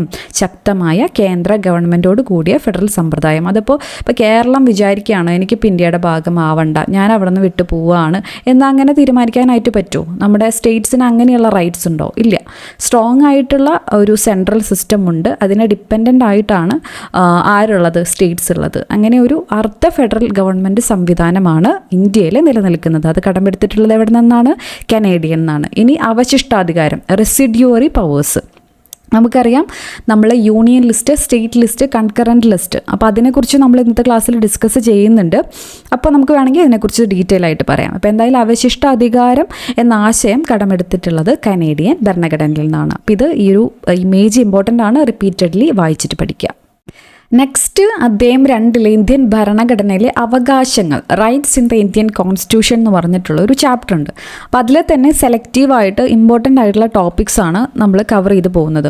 ഓക്കെ, അപ്പോൾ കൺസെപ്റ്റ് മനസ്സിലാക്കിയിട്ട് പഠിക്കുക എന്നുള്ളൊരു സംഭവം ഉള്ളത് കൊണ്ട് ഇവിടെ കൊടുത്തിട്ടുള്ള കുറച്ച് കാര്യങ്ങൾ നമുക്ക് നോക്കാം. ഓക്കെ, മൗലികാവകാശങ്ങൾ ലഭ്യമായ മറ്റ് അവകാശങ്ങളിൽ നിന്നും വ്യത്യസ്തമാണ്. നമുക്കറിയാം ഇന്ത്യയിൽ ഒരുപാട് നിയമങ്ങളുണ്ട് അല്ലേ? അപ്പോൾ ബാക്കിയുള്ള അവകാശങ്ങളിൽ നിന്നും, റൈറ്റ്സിൽ നിന്നും അല്ലെങ്കിൽ നിയമങ്ങളിൽ നിന്നും എന്താണ് മൗലിക അവകാശങ്ങൾക്ക് ഇത്രയധികം പ്രത്യേകത? സാധാരണയായി നിയമപരമായ അവകാശങ്ങളെ സംരക്ഷിക്കുന്നതും നടപ്പിലാക്കുന്നതും സാധാരണ നിയമങ്ങളാണെങ്കിൽ, ഓർഡിനറി ലോസ് ആണെങ്കിൽ, മൗലികാവകാശങ്ങളെ സംരക്ഷിക്കുന്നതും ഉറപ്പുവരുത്തുന്നതും രാജ്യത്തെ ഭരണഘടനയാണ്. അത് തന്നെയാണ് ഏറ്റവും ഇമ്പോർട്ടൻ്റ് ആയിട്ട് മൗലികാവകാശങ്ങളുടെ, ഫണ്ടമെൻ്റൽ റൈറ്റ്സിൻ്റെ പ്രത്യേകത. അതുകൊണ്ടാണ് അത് ഫണ്ടമെൻ്റൽ എന്നുള്ളൊരു പേര്. ചുമ്മാ റൈറ്റ്സ് എന്ന് പറഞ്ഞാൽ മതി അല്ലേ? ഫണ്ടമെൻ്റൽ റൈറ്റ്സ് ആവുന്നതുകൊണ്ട് അതെന്തുകൊണ്ടാണ് നമ്മുടെ രാജ്യത്തെ ഭരണഘടനയിൽ അത് ഉറപ്പുവരുത്തേണ്ടതും അതിലെന്തെങ്കിലും വയലേഷൻ സംഭവിക്കുകയാണെന്നുണ്ടെങ്കിൽ നമുക്ക് സുപ്രീം കോടതിയെയും ഹൈക്കോടതിയും അതിന് വേണ്ടിയിട്ടാണ് റിട്ടൊക്കെ ഇഷ്യൂ ചെയ്യുന്നത്, സമീപിക്കാനായിട്ട് പറ്റും. അപ്പോൾ സാധാരണ നിയമങ്ങളെ ലളിതമായ നടപടിക്രമത്തിലൂടെ ഭേദഗതി ചെയ്യുമ്പോൾ മൗലികാവകാശങ്ങളുടെ ഭേദഗതിക്ക് ഭരണഘടനാ ഭേദഗതിയിലൂടെ മാത്രമേ സാധ്യമാകൂ. ഗവൺമെൻറ്റിൻ്റെ ഒരു ഘടകവും മൗലികാവകാശങ്ങളെ ലംഘിക്കുന്ന രീതിയിൽ പ്രവർത്തിക്കാൻ പാടില്ല. അങ്ങനെ ലംഘിക്കുകയാണെങ്കിൽ ജുഡീഷ്യൽ റിവ്യൂ ഉണ്ട് അല്ലേ. അപ്പോൾ ജുഡീഷ്യറി അതിനുള്ള പവർ ഉണ്ട്. ജുഡീഷ്യൽ റിവ്യൂ ചെയ്തിട്ട് എന്താണോ ലംഘിക്കുന്നതിന് കാരണമാകുന്ന സംഭവം അതിനെ തടയാൻ വേണ്ടിയിട്ടുള്ള അവകാശം ആർക്കുണ്ട്? ജുഡീഷ്യറിക്ക് ആ ഒരു ഉത്തരവാദിത്തമുണ്ട്. ഇനി ഇമ്പോർട്ടൻ്റ് ആയിട്ട് നമ്മൾ അറിഞ്ഞിരിക്കേണ്ടതാണ് മൗലികാവകാശങ്ങൾ ഇത്രയൊക്കെ പ്രത്യേകതകൾ മൗലികാവകാശങ്ങൾക്കുണ്ടെങ്കിലും മൗലികാവകാശങ്ങൾ എബ്സല്യൂട്ടാണെന്ന് പറയാൻ പറ്റും. എബ്സല്യൂട്ട് എന്ന് പറയുമ്പോൾ എന്താണ്? പരിപൂർണമാണ് എന്ന് പറയാനായിട്ട് പറ്റുമോ? എല്ലാ സമയവും നമുക്ക് മൗലികാവകാശം ഉണ്ടോ? അതായത് നമുക്കറിയാം നമ്മുടെ രാജ്യത്ത് എമർജൻസി ഒക്കെ ഡിക്ലെയർ ചെയ്യും അല്ലേ. അപ്പം എമർജൻസി ഒക്കെ ഡിക്ലെയർ ചെയ്യുന്ന സമയത്ത് മൗലികാവകാശം സസ്പെൻഡ് ആവും എന്നുള്ളത് ഒരു ആർട്ടിക്കിളിൽ പറയുന്നുണ്ട്. അത് ഏത് ആർട്ടിക്കിളാണ്? ആർട്ടിക്കിളും ഈ ഒരു ഭാഗത്ത് ഇമ്പോർട്ടൻ്റ് ആണ്. അതിലോട്ട് നമുക്ക് വരാം. അപ്പോൾ എന്തായാലും മൗലികാവകാശങ്ങൾ പൂർണ്ണമല്ല. എമർജൻസി ഒക്കെ പ്രഖ്യാപിക്കുന്ന സമയത്ത് മൗലികാവകാശങ്ങളൊക്കെ ഓട്ടോമാറ്റിക്കായിട്ട് സസ്പെൻഡ് ചെയ്യപ്പെടും. അപ്പോൾ അത് എബ്സല്യൂട്ടാണെന്ന് പറയാൻ പറ്റില്ല. കുറച്ച് കണ്ടീഷൻസ് ഉണ്ട്. അൺലിമിറ്റഡ് ആണോ, അനിയന്ത്രണമാണോ? അല്ല, അൺലിമിറ്റഡും അല്ല. അതിനുമേൽ ഗവൺമെൻറ്റിന് യുക്തിപരമായ റീസണബിൾ ആയിട്ടുള്ള നിയന്ത്രണങ്ങൾ ഏർപ്പെടുത്താനായിട്ട് പറ്റുന്നതാണ്. അപ്പോൾ ഈ വാക്കുകളൊക്കെ ഇമ്പോർട്ടൻ്റ് ആണ്. എബ്സല്യൂട്ട് അല്ല, ഒരിക്കലും പൂർണ്ണമല്ല മൗലികാവകാശം എന്ന് പറയുന്നത്. അതിന് റീസണബിൾ ആയിട്ടുള്ള റെസ്ട്രിക്ഷൻസ് വരുത്താനായിട്ട് പറ്റും. ഓക്കെ, അപ്പോൾ ആ ഒരു ആർട്ടിക്കിൾ ഇപ്പോൾ PSC റിപ്പീറ്റഡ്ലി ചോദിക്കുന്നതാണ്. എമർജൻസിയുടെ ഭാഗമായിട്ടും ചോദിക്കുന്നതാണ്. ആർട്ടിക്കിൾ മുന്നൊക്കെ ആണെങ്കിൽ 352 national emergency, 356 state emergency, 360 financial emergency എന്നൊക്കെ പഠിച്ചാൽ മതിയായിരുന്നു. പക്ഷേ ഇപ്പോൾ റിപ്പീറ്റഡ്ലി ആർട്ടിക്കിൾ 358ഉം 359ഒക്കെ ചോദിക്കുന്നുണ്ട്. അപ്പോൾ ആ 2 ആർട്ടിക്കിളും ഇമ്പോർട്ടൻ്റ് ആണ്. അതിലോട്ട് നമുക്ക് വരാം. എന്തായാലും നമുക്ക് ഇവിടെ ഇന്ത്യൻ ഭരണഘടന ഭാഗം 3 മൗലികാവകാശങ്ങൾ ഏതാണെന്നുള്ളത് കൊടുത്തിട്ടുണ്ട്. അപ്പോൾ ഇവിടെ ആർട്ടിക്കിളിൻ്റെ നമ്പറൊന്നും ഇതിനകത്തില്ല. അതൊക്കെ നമ്മൾ പഠിക്കേണ്ടതാണ്. ഏറ്റവും ബേസിക് ആയിട്ടുള്ള കാര്യങ്ങളാണ്. ഓരോന്നിൻ്റെയും ഏതാണെന്നുള്ളതൊക്കെ റിപ്പീറ്റഡ്ലി ചോദിക്കുന്നതാണ്. ഇമ്പോർട്ടൻ്റ് ആണ്. അയിത്ത നിർമ്മാർജ്ജനം ഏത് ആർട്ടിക്കിളാണ്? ആർട്ടിക്കിൾ 17 ആണല്ലേ. ഏതായാലും പൊതുജോലികളിൽ അവസര സമത്വം ആർട്ടിക്കിൾ 16 ഇമ്പോർട്ടൻ്റ് ആണ്. എല്ലാം ഇമ്പോർട്ടൻ്റ് ആണ്. നമ്മൾ ആർട്ടിക്കിൾ നമ്പർ അടക്കം ഇമ്പോർട്ടൻ്റ് ആയിട്ട് പഠിക്കുക. അപ്പോൾ ആർട്ടിക്കിൾ 358ഉം ആർട്ടിക്കിൾ 359ഉം തെറ്റിപ്പോവാണ്ട് മനസ്സിലാക്കിയിട്ട് പഠിക്കണം. അപ്പോൾ നമുക്ക് ഇവിടെ നമ്മൾ ഫണ്ടമെൻ്റൽ റൈറ്റ്സ് മൗലിക അവകാശങ്ങൾ പഠിക്കുമ്പോൾ നമുക്ക് 6 തരത്തിലുള്ള അവകാശമുണ്ട്. സമത്വത്തിനുള്ള അവകാശം, സ്വാതന്ത്ര്യത്തിനുള്ള അവകാശം, ചൂഷണത്തിനെതിരെയുള്ള അവകാശം, മതസ്വാതന്ത്ര്യത്തിനുള്ള അവകാശം, സാംസ്കാരികവും വിദ്യാഭ്യാസപരമായ അവകാശങ്ങൾ, ഭരണഘടനാപരമായ പരിഹാരങ്ങൾക്കുള്ള അവകാശം. ഓക്കെ, ഇതിനു മുന്നേ സ്വത്തവകാശം ഭരണഘടന നിലവിൽ വരുമ്പോൾ മൗലികാവകാശമായിരുന്നു. പിന്നെ അതെടുത്ത് മാറ്റി എന്നൊക്കെ നമ്മൾ പഠിക്കുന്ന കാര്യങ്ങളാണല്ലേ. സോ ഇതിൽ തന്നെ സ്വാതന്ത്ര്യത്തിനുള്ള അവകാശത്തിനകത്ത് ആർട്ടിക്കിൾ 19 ഉണ്ട്. 19 അതിനകത്ത് തന്നെ ഫോം അസോസിയേഷൻസ്, അഭിപ്രായം പറയാനുള്ള ആവിഷ്കാരത്തിനുള്ള സ്വാതന്ത്ര്യം, അങ്ങനെ ABCD എന്നൊക്കെ പറഞ്ഞിട്ട് ഒരു 6 കണ്ടീഷൻസ് പറയുന്നുണ്ട്. 6 അവകാശങ്ങൾ പറയുന്നുണ്ട്. 19 അത് ഓട്ടോമാറ്റിക്കലി സസ്പെൻഡ് ചെയ്യപ്പെടുന്ന ആർട്ടിക്കിൾ ഏതാണ്? അതാണ് ആർട്ടിക്കിൾ 358. അതായത് നാഷണൽ എമർജൻസി പ്രഖ്യാപിച്ചു കഴിയുമ്പോൾ ആർട്ടിക്കിൾ 19 പ്രകാരം നമുക്ക് ലഭിക്കുന്ന ഒരു 6ഓളം അവകാശങ്ങളുണ്ട്. അത് ഓട്ടോമാറ്റിക്കലി സസ്പെൻഡ് ആവുന്നതിനെ കുറിച്ച് പറയുന്ന ആർട്ടിക്കിൾ ഏതാണ്? 358. 8ൻ്റെ പണി കിട്ടി. നമുക്കിനി അഭിപ്രായ സ്വാതന്ത്ര്യം ഒന്നുമില്ല. അങ്ങനെ ആലോചിച്ച് വെച്ചാൽ മതി. 358. 359 എന്താണ് പറയുന്നത്? ഇതല്ലാണ്ട് നമുക്കറിയാം ഈ മൗലികാവകാശം എന്ന് പറയുമ്പോൾ ആർട്ടിക്കിൾ 19 മാത്രമല്ല അല്ലേ, ബാക്കി ആർട്ടിക്കിൾ 12 തൊട്ട് അങ്ങ് നിരന്ന് കിടക്കുകയാണ്. അപ്പോൾ അതിന് ബാക്കിയുള്ളതിനെ സസ്പെൻഡ് ചെയ്യാനുള്ള അധികാരം പ്രസിഡന്റിന് നൽകുന്ന ആർട്ടിക്കിളാണ് ആർട്ടിക്കിൾ 359. അപ്പോൾ അവിടെ 2 ആർട്ടിക്കിളിന് സ്പെഷ്യൽ പ്രിവിലേജ് ഉണ്ട് അല്ലേ. 2 അവകാശം നമുക്ക് നാഷണൽ എമർജൻസി ആയാലും എടുത്ത് കളയാനായിട്ട് പറ്റില്ല. അത് ഏതൊക്കെയാണ്? ആർട്ടിക്കിൾ 20, 21 ഒഴികെ ബാക്കിയുള്ള മൗലികാവകാശങ്ങളൊക്കെ സസ്പെൻഡ് ചെയ്യാനുള്ള അധികാരം പ്രസിഡന്റിന് നൽകുന്ന ആർട്ടിക്കിൾ ഏതാണ്? ആർട്ടിക്കിൾ 359 ആണ്. അപ്പോൾ 358 8ൻ്റെ പണിയാണ്. 19 എമർജൻസി പ്രഖ്യാപിക്കുന്നു, 19 ഓട്ടോമാറ്റിക്കായിട്ട് സസ്പെൻഡ് ആവുന്നു. അതാണ് 358. എനിക്ക് തെറ്റിപ്പോകാറുണ്ട്, അതുകൊണ്ടാണ് ഞാനിത് റിപ്പീറ്റ് ചെയ്ത് പറയുന്നത്. 359 എന്ന് പറയുമ്പോൾ ബാക്കിയുള്ളത് 20, 21 ഒഴികെ ബാക്കിയുള്ള ഫണ്ടമെൻ്റൽ റൈറ്റ്സ് സസ്പെൻഡ് ചെയ്യാൻ പ്രസിഡന്റിനുള്ള അധികാരത്തെക്കുറിച്ചാണ് പറയുന്നത്. അപ്പോൾ അതും കൂടെ ഇമ്പോർട്ടൻ്റ് ആയിട്ട് റീസെൻ്റ്ലി ഒരു പോർഷൻ ചോദിക്കുന്നത് കൊണ്ട് ഇമ്പോർട്ടൻ്റ് ആയിട്ട് ആയിട്ട് അറിഞ്ഞിരിക്കുക.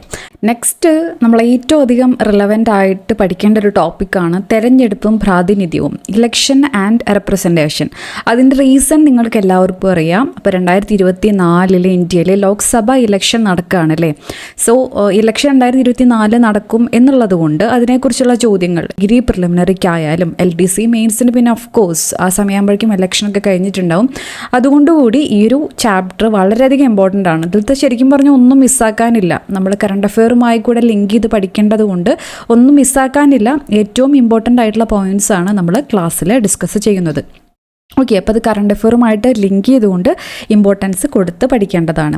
അപ്പോൾ ഇതിൽ ഇലക്ഷൻ ആൻഡ് ഡെമോക്രസി അതിൻ്റെ ഇൻട്രോ ഭാഗങ്ങളൊന്നും ഞാനിപ്പോൾ വായിക്കുന്നില്ല. നമുക്ക് സെലക്റ്റീവായിട്ട് തെരഞ്ഞെടുപ്പ് സമ്പ്രദായത്തെക്കുറിച്ചിട്ട് ഇവിടെ പറയുന്നുണ്ട്. ഇന്ത്യയിലെ തെരഞ്ഞെടുപ്പ് സമ്പ്രദായത്തെക്കുറിച്ച് പറയുന്നുണ്ട്.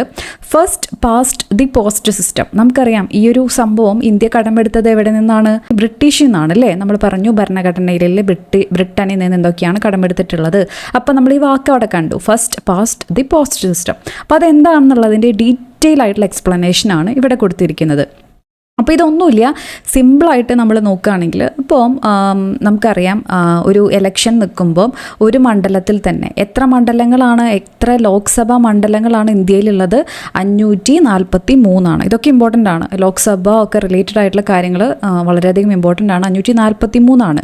മുന്നേ ആണെങ്കിൽ 2 പേരെ പ്രസിഡന്റ് നാമനിർദ്ദേശം ചെയ്തിരുന്നു അല്ലേ. 2 ആംഗ്ലോ ഇന്ത്യൻസിനെ പ്രസിഡന്റ് നോമിനേറ്റ് ചെയ്യുമായിരുന്നു. 104ാമത്തെ അമെൻമെൻറ്റ് പ്രകാരം അതെടുത്ത് കളഞ്ഞു. 104ാമത്തെ അമെൻമെൻറ്റ് വഴി 2 ആംഗ്ലോ ഇന്ത്യൻസ് എന്നുള്ളത് എടുത്തു കളഞ്ഞു. ഓക്കെ, അപ്പോൾ 543 സീറ്റുകളിലേക്ക് വേണ്ടിയിട്ടാണ് ലോക്സഭ ഇലക്ഷൻ നടക്കുന്നത്. മാക്സിമം ലോക്സഭയുടെ കപ്പാസിറ്റി എന്ന് പറയുന്നത് 550 ഓക്കെ, സോ അതൊക്കെ ബേസിക് ആയിട്ടുള്ള കാര്യങ്ങൾ അറിഞ്ഞിരിക്കണം. അപ്പോൾ എന്താണ് ഇനി first past the post system എന്ന് പറയുമ്പോൾ? അപ്പോൾ നമുക്കറിയാം ഒരു മണ്ഡലത്തിൽ, ഇപ്പോൾ നമ്മുടെ തന്നെ എല്ലാവരുടെയും നമ്മുടെ വീടിനടുത്തുള്ള മണ്ഡലം എടുത്ത് നോക്കുകയാണെങ്കിൽ, അപ്പോൾ അവിടെ നോക്കുമ്പോൾ ഒറ്റ പാർട്ടിക്കാരല്ല മത്സരിക്കുക അല്ലേ. കുറേ ആൾക്കാർ പാർട്ടീനെ റെപ്രസെൻറ്റ് ചെയ്തിട്ടും സ്വതന്ത്രരായിട്ടും ഒക്കെ മത്സരിക്കും. അപ്പോൾ ഒരാൾക്ക് ഭൂരിപക്ഷം കിട്ടുക എന്ന് പറഞ്ഞാൽ ഭയങ്കര ബുദ്ധിമുട്ടാണ്. അപ്പോൾ ഭൂരിപക്ഷം എന്നൊരു പദം കൊണ്ട് ഇവിടെ ഉദ്ദേശിക്കുന്നത് 50-ൽ കൂടുതൽ, 50-ൽ കൂടുതൽ വോട്ട്, അതായത് മൊത്തം ഒരു മണ്ഡലത്തിൽ 100 ആൾക്കാരാണ് ഉള്ളത് എന്ന് വിചാരിക്കുക.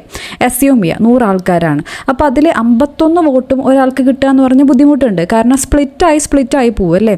കുറേ പാർട്ടിക്കാരും പാർട്ടിക്കാരല്ലാത്തവരൊക്കെ മത്സരിക്കും. ഒരാൾക്ക് കിട്ടുക 20, മറ്റേ ആൾക്ക് കിട്ടുക 30, ഒരാൾക്ക് 40, ചിലയാൾക്ക് 1 വോട്ട്, 0 വോട്ട്, അങ്ങനെ പല ഇതും കിട്ടും.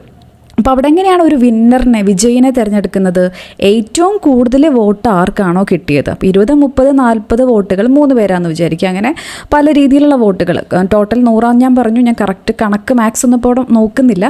അപ്പോൾ അതിൽ ഏറ്റവും കൂടുതൽ കിട്ടിയത് ആർക്കാണ്? 40 ഉള്ള ആൾക്കാണ് ഏറ്റവും കൂടുതൽ കിട്ടിയത് അല്ലേ. അപ്പോൾ ഏറ്റവും നമ്പർ ആർക്കാണോ കിട്ടുന്നത് അങ്ങനെ ജയിക്കുന്നതിനെയാണ്, അല്ലെങ്കിൽ അങ്ങനെ ഒരു സമ്പ്രദായത്തെയാണ് എന്ത് പറയുന്നത്? First past the post system എന്ന് പറയുന്നത്. ഓക്കെ, മെജോറിറ്റി അല്ല, ഏറ്റവും കൂടുതൽ ആർക്കാണോ കിട്ടുന്നത് അവർ ജയിക്കുന്നതിനെയാണ്. അതാണ് സിമ്പിളായിട്ട് പല രീതിയിൽ എക്സാമ്പിളൊക്കെ വെച്ചിട്ട് ഇവർ പറയുന്നത് ഈ സെയിം കാര്യം തന്നെയാണ്. അപ്പോൾ രാജ്യത്തെ മൊത്തം 543 നിയോജക മണ്ഡലമായി വിഭജിച്ചിരിക്കുന്നു. ഓരോ നിയോജക മണ്ഡലവും ഒരു പ്രതിനിധിയെ വീതം തിരഞ്ഞെടുക്കുന്നു. ഓരോ നിയോജക മണ്ഡലത്തിലും ഏറ്റവും കൂടുതൽ വോട്ട് കിട്ടുന്ന സ്ഥാനാർത്ഥി തിരഞ്ഞെടുക്കപ്പെട്ടതായി പ്രഖ്യാപിക്കുന്നു. ഓക്കെ, അപ്പോൾ ഈ ഒരു വ്യവസ്ഥയാണ് എന്ത് വിളിക്കുന്നത്? കേവല ഭൂരിപക്ഷ വ്യവസ്ഥ. പല പേരുകളുണ്ട്, എല്ലാം ഇമ്പോർട്ടൻ്റ് ആണ്.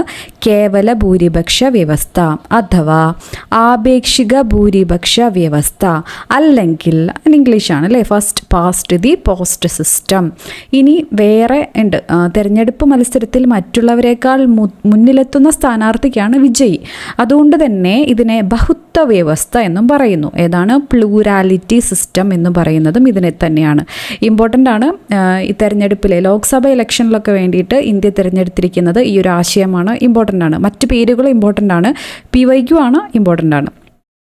ഓക്കെ, ഇനി മറ്റൊരു രീതിയുണ്ട്, ആനുപാതിക പ്രാതിനിധ്യം അല്ലെങ്കിൽ പ്രൊപ്പോർഷണൽ റെപ്രസെൻറ്റേഷൻ.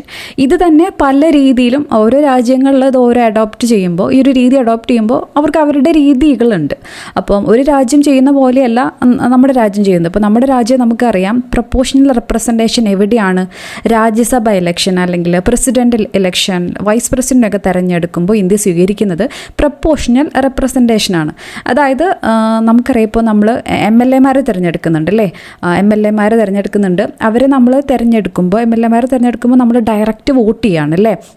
എന്നിട്ട് ആ തിരഞ്ഞെടുത്ത MLA-മാരുണ്ടല്ലോ അവരെല്ലാം ചേർന്നിട്ടാണ് MP-മാരെ സെലക്ട് ചെയ്യണത്. ഇത്ര റിസർവേഷനും അങ്ങനത്തെ കണ്ടീഷൻസും ഒക്കെ ഉണ്ട്. അവർ ചേർന്നിട്ടാണ് MP-മാരെ തിരഞ്ഞെടുക്കുന്നത്. ഇങ്ങനെ തിരഞ്ഞെടുത്ത MP-മാരും ഒക്കെ ചേർന്നിട്ടാണ് പ്രസിഡൻറ്റിനെ വൈസ് പ്രസിഡൻറ്റിനെയും ഒക്കെ കണ്ടീഷൻസ് ഉണ്ട് തിരഞ്ഞെടുക്കുന്നത്. അപ്പോൾ നമ്മുടെ ഒരു റെപ്രസെൻറ്റേറ്റീവ് ആണ് ആര്, ഈ MLA എന്ന് പറയുന്നത്. ഓക്കെ, നിങ്ങൾ ചിലപ്പോൾ അയാൾക്കാവില്ലേ വോട്ട് ചെയ്തിട്ടുണ്ടാവുക, നിങ്ങൾ വോട്ട് ചെയ്ത ആൾ തോറ്റിട്ടുണ്ടാവും, അതൊക്കെ ഇലക്ഷൻ്റെ ഒരു ഭാഗമാണല്ലേ. സോ എനിവേസ് നമ്മൾ ജയിപ്പിച്ചിട്ടുള്ള ഒരാൾ അല്ലെങ്കിൽ ആ മണ്ഡലത്തിൻ്റെ റെപ്രസെൻറ്റേറ്റീവ് ആണ്, അവരാണ് നമുക്ക് വേണ്ടിയിട്ട് ബാക്കിയുള്ള ആൾക്കാരെ തിരഞ്ഞെടുക്കാൻ വേണ്ടി സഹായിക്കുന്നത്. അങ്ങനത്തെ രീതിയിലുള്ള ഇലക്ഷനെയാണ് എന്ത് പറയുന്നത്, പ്രപ്പോർഷണൽ റെപ്രസെൻറ്റേഷൻ അല്ലെങ്കിൽ ആനുപാതിക പ്രാതിനിധ്യം എന്ന് പറയുന്നത്. അത് തന്നെ പല തരത്തിൽ ഇംപ്ലിമെൻറ്റ് ചെയ്യുന്നുണ്ട്. ഓരോ രാജ്യങ്ങളിലും പല രീതിയിൽ, ഒരു രീതി, 2 രീതി, 3 രീതി എന്നൊക്കെ ഇവിടെ പറയുന്നുണ്ട്. അപ്പോൾ നിങ്ങൾക്ക് കാര്യം എന്താണെന്ന് മനസ്സിലായി എന്ന് ഞാൻ വിചാരിക്കുന്നു. ഇനി ലിക്വിഡ് പാർട്ടി ഏത് രാജ്യത്തെയാണ് ഒരു എക്സാമിന് ചോദിച്ചിട്ടുണ്ട്, ഇസ്രായേലിലെ പാർട്ടിയാണ്. അപ്പം അത് ചോദിക്കാൻ ഈ ഒരു ടേബിളിൽ നിന്നാണ് അത് ചോദിച്ചതെന്ന് ചോദിച്ചാൽ എനിക്ക് അറിഞ്ഞുകൂടാ. ഞാൻ പക്ഷേ വിചാരിക്കുന്നത് ഇസ്രായേൽ പാലസ്തീൻ കോൺഫ്ലിക്റ്റ് ഒക്കെ ഉണ്ട് അല്ലേ. അപ്പോൾ അങ്ങനത്തെ കോൺഫ്ലിക്റ്റുകൾ രാജ്യാന്തര തലത്തിൽ നടക്കുമ്പോൾ അവിടെ ആരാണ് അവിടുത്തെ ഐദർ പ്രസിഡൻ്റ് ആയിരിക്കാം, അല്ലെങ്കിൽ അവിടെ ഭരണരീതിയിൽ ആരാണ് head of the state or head of the nation, അവരുടെ പേര്, അവർ ഏത് പാർട്ടിനെയാണ് റെപ്രസെൻറ്റ് ചെയ്യുന്നത്, ആ ഒരു രാജ്യത്തെ പ്രധാനപ്പെട്ട പാർട്ടികൾ ഏതൊക്കെയാണെന്നുള്ളത് PSC ചോദിക്കാറുണ്ട്. അപ്പോൾ ലിക്വിഡ് പാർട്ടി ഇസ്രായേലിലാണെന്ന് ആലോചിച്ചിരിക്കുക. ഉക്രൈൻ റഷ്യ ഇഷ്യൂ ഒക്കെ നടക്കുന്നത് കൊണ്ട് ഈ 2 രാജ്യത്തെ നേതാക്കന്മാരുടെ പേരും, അവരുടെ ഇപ്പോൾ പുട്ടിൻ്റെ ആയാലും അല്ലെങ്കിൽ സെലൻസ്കിയുടെ ആയാലും അവരുടെ പേരും അവരേത് പാർട്ടിയാണ് എന്നുള്ളതും കൂടെ അറിഞ്ഞിരിക്കുകയാണെങ്കിൽ നല്ലതാണ്. സോ ഏറ്റവും സിമ്പിളായിട്ട് നമ്മൾ ഈ പറഞ്ഞ കാര്യങ്ങൾ ഈ ഒരു ടേബിളിൽ വളരെ ഡീറ്റെയിൽ ആയിട്ട് മുന്നേ എക്സ്പ്ലനേഷൻ ഉണ്ട്. അപ്പോൾ അത് വായിക്കാം. ഇനി ഈ ഒരു ടേബിൾ നോക്കുകയാണെങ്കിൽ നമുക്ക് ഏകദേശം കാര്യങ്ങളൊക്കെ മനസ്സിലാവും. ഇത് ഇമ്പോർട്ടൻ്റ് ആണ്. First pass the post system എന്താണ്, നിയോജക മണ്ഡലങ്ങൾ അല്ലെങ്കിൽ ജില്ലകൾ എന്ന് വിളിക്കുന്ന ചെറിയ ഭൂപ്രദേശ യൂണിറ്റുകളായി രാജ്യത്തെ വിഭജിച്ചിരിക്കുന്നു. എല്ലാ നിയോജക മണ്ഡലത്തിൽ നിന്നും ഓരോ പ്രതിനിധികളെ തിരഞ്ഞെടുക്കുന്നു. വോട്ടർമാർ ഒരു സ്ഥാനാർത്ഥിക്കാണ് വോട്ട് നൽകുന്നത്. ഒരു പാർട്ടിക്ക് കിട്ടിയ വോട്ടിൻ്റെ ശതമാനത്തേക്കാൾ കൂടുതൽ സീറ്റ് നിയമനിർമ്മാണ സഭയിൽ ലഭിക്കാം. അതിൻ്റെ എക്സാമ്പിളൊക്കെ മുകളിൽ പറയുന്നുണ്ട്. ഞാൻ പറഞ്ഞ കാര്യം മനസ്സിലായിട്ടുണ്ടെങ്കിൽ ബാക്കി വായിച്ചു കഴിഞ്ഞാൽ നിങ്ങൾക്ക് കിട്ടാവുന്നതേ ഉള്ളൂ. വിജയിക്കുന്ന സ്ഥാനാർത്ഥിക്ക് ഭൂരിപക്ഷം ലഭിക്കണം എന്ന് ഇല്ല. ബ്രിട്ടൻ, ഇന്ത്യയൊക്കെയാണ് ഇവിടെ എക്സാമ്പിൾ. ഇനി ആനുപാതിക പ്രാതിനിധ്യം. അപ്പോൾ ഇവിടെ എന്താണ്, വലിയ ഭൂപ്രദേശത്തെ നിയോജക മണ്ഡലങ്ങളായി നിജപ്പെടുത്തിയിരിക്കുന്നു. ചിലപ്പോൾ രാജ്യം മുഴുവൻ ഒറ്റ നിയോജക മണ്ഡലമായിരിക്കും. പിന്നെ നമ്മൾ വ്യക്തികൾക്കാണ് വോട്ട് ചെയ്യുക. ഇവിടെ വരുമ്പോൾ വ്യക്തികൾക്കാണ്, ഇവിടെ എന്ന് വെച്ചുമ്പോൾ അങ്ങനെയല്ല, പാർട്ടിക്കാണ് വോട്ട് ചെയ്യുന്നത്. അങ്ങനെ ഒരു നിയോജക മണ്ഡലത്തിൽ നിന്ന് തന്നെ ഒന്നിലധികം പ്രതിനിധികളെ തിരഞ്ഞെടുക്കാം. വോട്ടർമാർ പാർട്ടിക്കാണ് വോട്ട് നൽകുന്നത്. ഓരോ പാർട്ടിക്കും അവർക്ക് ലഭിച്ച വോട്ടിന് ആനുപാതികമായി സീറ്റ് ലഭിക്കുന്നു. വിജയിക്കുന്ന സ്ഥാനാർത്ഥിക്ക് ഭൂരിപക്ഷം വോട്ട് ലഭിക്കുന്നു. അതായത് 50% + 1 എന്നുള്ളതാണ് ഭൂരിപക്ഷം. ഉദാഹരണം ഇസ്രായേൽ, നെതർലൻഡ്സ്. ഓക്കെ, ഇനി സംവരണ മണ്ഡലങ്ങളുണ്ട് അല്ലേ. നമുക്കറിയാം കുറച്ച് സംവരണം ചെയ്യപ്പെട്ടിട്ടുള്ള മണ്ഡലങ്ങളുണ്ട്. ലോക്സഭയിലെ തിരഞ്ഞെടുക്കാവുന്ന ആകെയുള്ള 543 സീറ്റുകളിൽ 84 എണ്ണം പട്ടികജാതി വിഭാഗങ്ങൾക്കായും 47 എണ്ണം പട്ടികവർഗ വിഭാഗങ്ങൾക്കായും സംവരണം ചെയ്തിരിക്കുന്നു. 2012 കണക്കുകൾ അനുസരിച്ചിട്ടാണ് ഇവിടെ കൊടുക്കുന്നത്. അപ്പോൾ നമുക്കറിയാം കുറച്ച് കമ്മ്യൂണിറ്റീസ് അവരെ റെപ്രസെൻറ്റ് ചെയ്തുകൊണ്ട് ആൾക്കാർ മത്സരിക്കുന്നു. അപ്പോൾ അവിടെ സ്ഥാനാർത്ഥി മാത്രമാണ് ആ ഒരു സംവരണത്തിലത്തെ ആളായിട്ട് നിൽക്കുന്നത്. അവിടെ വോട്ട് ചെയ്യുന്നത് ആരാണ്, എല്ലാവർക്കും വോട്ട് ചെയ്യാം, എല്ലാ കമ്മ്യൂണിറ്റിയിൽപ്പെട്ട ആൾക്കാർക്കും വോട്ട് ചെയ്യാം. സ്ഥാനാർത്ഥികൾക്കാണ് സംവരണം കേട്ടോ, സ്ഥാനാർത്ഥികൾക്കാണ് സംവരണം. ഓക്കെ, അപ്പം ഇനി ഇമ്പോർട്ടൻ്റ് ആയിട്ടുള്ള ക്വസ്റ്റ്യൻ ആണ്, ഏതൊക്കെ നിയോജക മണ്ഡലങ്ങളാണ് സംവരണം ചെയ്യേണ്ടത് എന്ന് തീരുമാനിക്കുന്നത് ആരാണ്? ഇമ്പോർട്ടൻ്റ് ആണ്. ഈ തീരുമാനം എടുക്കുന്നത് എന്തടിസ്ഥാനത്തിലാണ്? നിയോജക മണ്ഡല പുനർനിർണയ കമ്മീഷൻ, ഡിലിമിറ്റേഷൻ കമ്മീഷൻ എന്ന് വിളിക്കുന്ന ഒരു സ്വതന്ത്ര സമിതിയാണ് ഇതിൽ തീരുമാനം എടുക്കുന്നത്. നിയോജക മണ്ഡല പുനർനിർണയ കമ്മീഷനെ നിയമിക്കുന്നത് ഇന്ത്യൻ പ്രസിഡന്റാണ്. തെരഞ്ഞെടുപ്പ് കമ്മീഷനുമായി സഹകരിച്ചുകൊണ്ടാണ് പ്രവർത്തിക്കുന്നത്. ഇനി കമ്മീഷൻ്റെ ഇമ്പോർട്ടൻ്റ് ആയിട്ടുള്ള മറ്റൊരു പ്രവർത്തനം അല്ലെങ്കിൽ ഏറ്റവും ഇമ്പോർട്ടൻ്റ് ആയിട്ടുള്ള ലക്ഷ്യം എന്ന് പറയുന്നത് ഇതും ഇമ്പോർട്ടൻ്റ് ആണ്. ഇന്ത്യയിലെ മുഴുവൻ മണ്ഡലങ്ങളുടെയും അതിർത്തികൾ നിർണ്ണയിക്കുക. അതാണ് നിയോജക മണ്ഡല പുനർനിർണയ കമ്മീഷൻ, ഡിലിമിറ്റേഷൻ കമ്മീഷൻ. അതിർത്തികൾ നിർണ്ണയിക്കുക എന്നാണ് ഇതിൻ്റെ ഈ ഒരു കമ്മീഷൻ്റെ പ്രധാന ലക്ഷ്യം. ഓരോ സംസ്ഥാനങ്ങളിലും എത്ര സംവരണ മണ്ഡലങ്ങൾ ഉണ്ടാകണമെന്നത് ആ സംസ്ഥാനത്തെ പട്ടികജാതി പട്ടികവർഗ വിഭാഗങ്ങളുടെ എണ്ണത്തിന് ആനുപാതികമായിട്ടാണ് നിശ്ചയിച്ചിരിക്കുന്നത്. അതിനുശേഷം ഈ കമ്മീഷൻ അവിടെയുള്ള ജനസംഖ്യയുടെ ഘടന പരിശോധിക്കുന്നു. അപ്പോൾ എങ്ങനെയാണെന്നുള്ളതാണ്. ഓക്കെ, അപ്പോൾ ഏറ്റവും ഇമ്പോർട്ടൻ്റ് ആയിട്ട് ഡിലിമിറ്റേഷൻ കമ്മീഷൻ, ഇവരാണ് സംവരണം ചെയ്യേണ്ടത് ഏതൊക്കെ മണ്ഡലങ്ങളാണെന്ന് തീരുമാനിക്കുന്നത്. ഇനി ഓരോ നിയോജക മണ്ഡലങ്ങളുടെയും അതിർത്തി ഉണ്ടല്ലോ, ചിലപ്പോൾ അത് അങ്ങോട്ടും ഇങ്ങോട്ടൊക്കെ ചേഞ്ചൊക്കെ ചെയ്യും. അപ്പോൾ അതൊക്കെ ചെയ്യുന്നത് ആരാണ്? ഡിലിമിറ്റേഷൻ കമ്മീഷനാണ്. ഇലക്ഷൻ കമ്മീഷനുമായിട്ട് സഹകരിച്ചുകൊണ്ട് പ്രവർത്തിക്കുന്ന ഇന്ത്യൻ പ്രസിഡന്റ് അപ്പോയിൻറ്റ് ചെയ്യുന്ന ഒരു കമ്മീഷനാണ്. ഇമ്പോർട്ടൻ്റ് ആണ്. നെക്സ്റ്റ് നമ്മൾ അറിഞ്ഞിരിക്കേണ്ടതാണ് ഫ്രീ ആൻഡ് ഫെയർ ഇലക്ഷൻ, സ്വതന്ത്രവും നീതിപൂർവവുമായ തിരഞ്ഞെടുപ്പ്. സ്വതന്ത്രവും നീതിപൂർവമായ തിരഞ്ഞെടുപ്പ് ഉറപ്പുവരുത്തുക എന്നതാണ് ഏതൊരു ഇലക്ഷൻ സമ്പ്രദായത്തിൻ്റെയും ശരിയായ വിലയിരുത്തൽ എന്ന് പറയുന്നത്. ഇനി എന്താണ് universal franchise and right to contest? സാർവത്രിക വോട്ടവകാശവും മത്സരിക്കാനുള്ള അവകാശവും. സാർവത്രിക വോട്ടവകാശം എന്ന് പറഞ്ഞാൽ എന്താണ്? എല്ലാവർക്കും വോട്ടവകാശം. എല്ലാവർക്കും എന്ന് പറയുമ്പോൾ എത്ര വയസ്സിന് മുകളിലുള്ള ആൾക്കാർക്കാണ്? 18 വയസ്സിന് മുകളിലുള്ള എല്ലാവർക്കും വോട്ടവകാശം. അവിടെ വുമണിന് മാത്രമേ വോട്ട് ചെയ്യാൻ പറ്റുള്ളൂ അല്ലെങ്കിൽ അങ്ങനത്തെ കാര്യങ്ങളൊന്നുമില്ല അല്ലേ. മുന്നേ പണ്ടൊക്കെ ഒരുപാട് നാട്ടിൽ എക്സിസ്റ്റ് ചെയ്തിരുന്ന സിസ്റ്റം എന്ന് പറയുന്നത് സ്ത്രീകൾക്ക് വോട്ടവകാശമില്ല, അല്ലെങ്കിൽ ഇത്രമേൽ നികുതി കൂട്ടി അടയ്ക്കുന്ന ആൾക്കാർക്ക് മാത്രമേ വോട്ടവകാശമുള്ളൂ എന്ന് നമ്മൾ കുറേ റെവല്യൂഷനിലൊക്കെ പഠിക്കുന്നതാണ്. അപ്പോൾ ഇന്ത്യയിൽ അങ്ങനെയാണോ? അല്ല. 1950 ഇന്ത്യയിൽ കോൺസ്റ്റിറ്റ്യൂഷൻ വന്നതിന് ശേഷം, നിലവിൽ വന്നതിന് ശേഷം സാർവത്രിക വോട്ടവകാശമാണ് കൈക്കൊണ്ടിട്ടുള്ളത്. ഓക്കെ, എന്നാണ് ഇലക്ഷൻ കമ്മീഷൻ വന്നിട്ടുള്ളത്? 1950 ജാനുവരി 25. ജാനുവരി 25 നമ്മൾ എന്തായിട്ട് ആഘോഷിക്കുന്നത്? നാഷണൽ വോട്ടേഴ്സ് ഡേ ആയിട്ട് ആഘോഷിക്കുന്നത്. അപ്പം ഏറ്റവും പ്രധാനപ്പെട്ട ഭരണഘടനാ നിർമ്മാതാക്കളുടെ ഏറ്റവും പ്രധാനപ്പെട്ട തീരുമാനങ്ങളിലൊന്ന് പ്രായപൂർത്തിയായ എല്ലാ പൗരന്മാർക്കും വോട്ടവകാശം ഉറപ്പുവരുത്തുക എന്നുള്ളതാണ്. എപ്പോഴാണ് പ്രായപൂർത്തിയാവുന്നത്?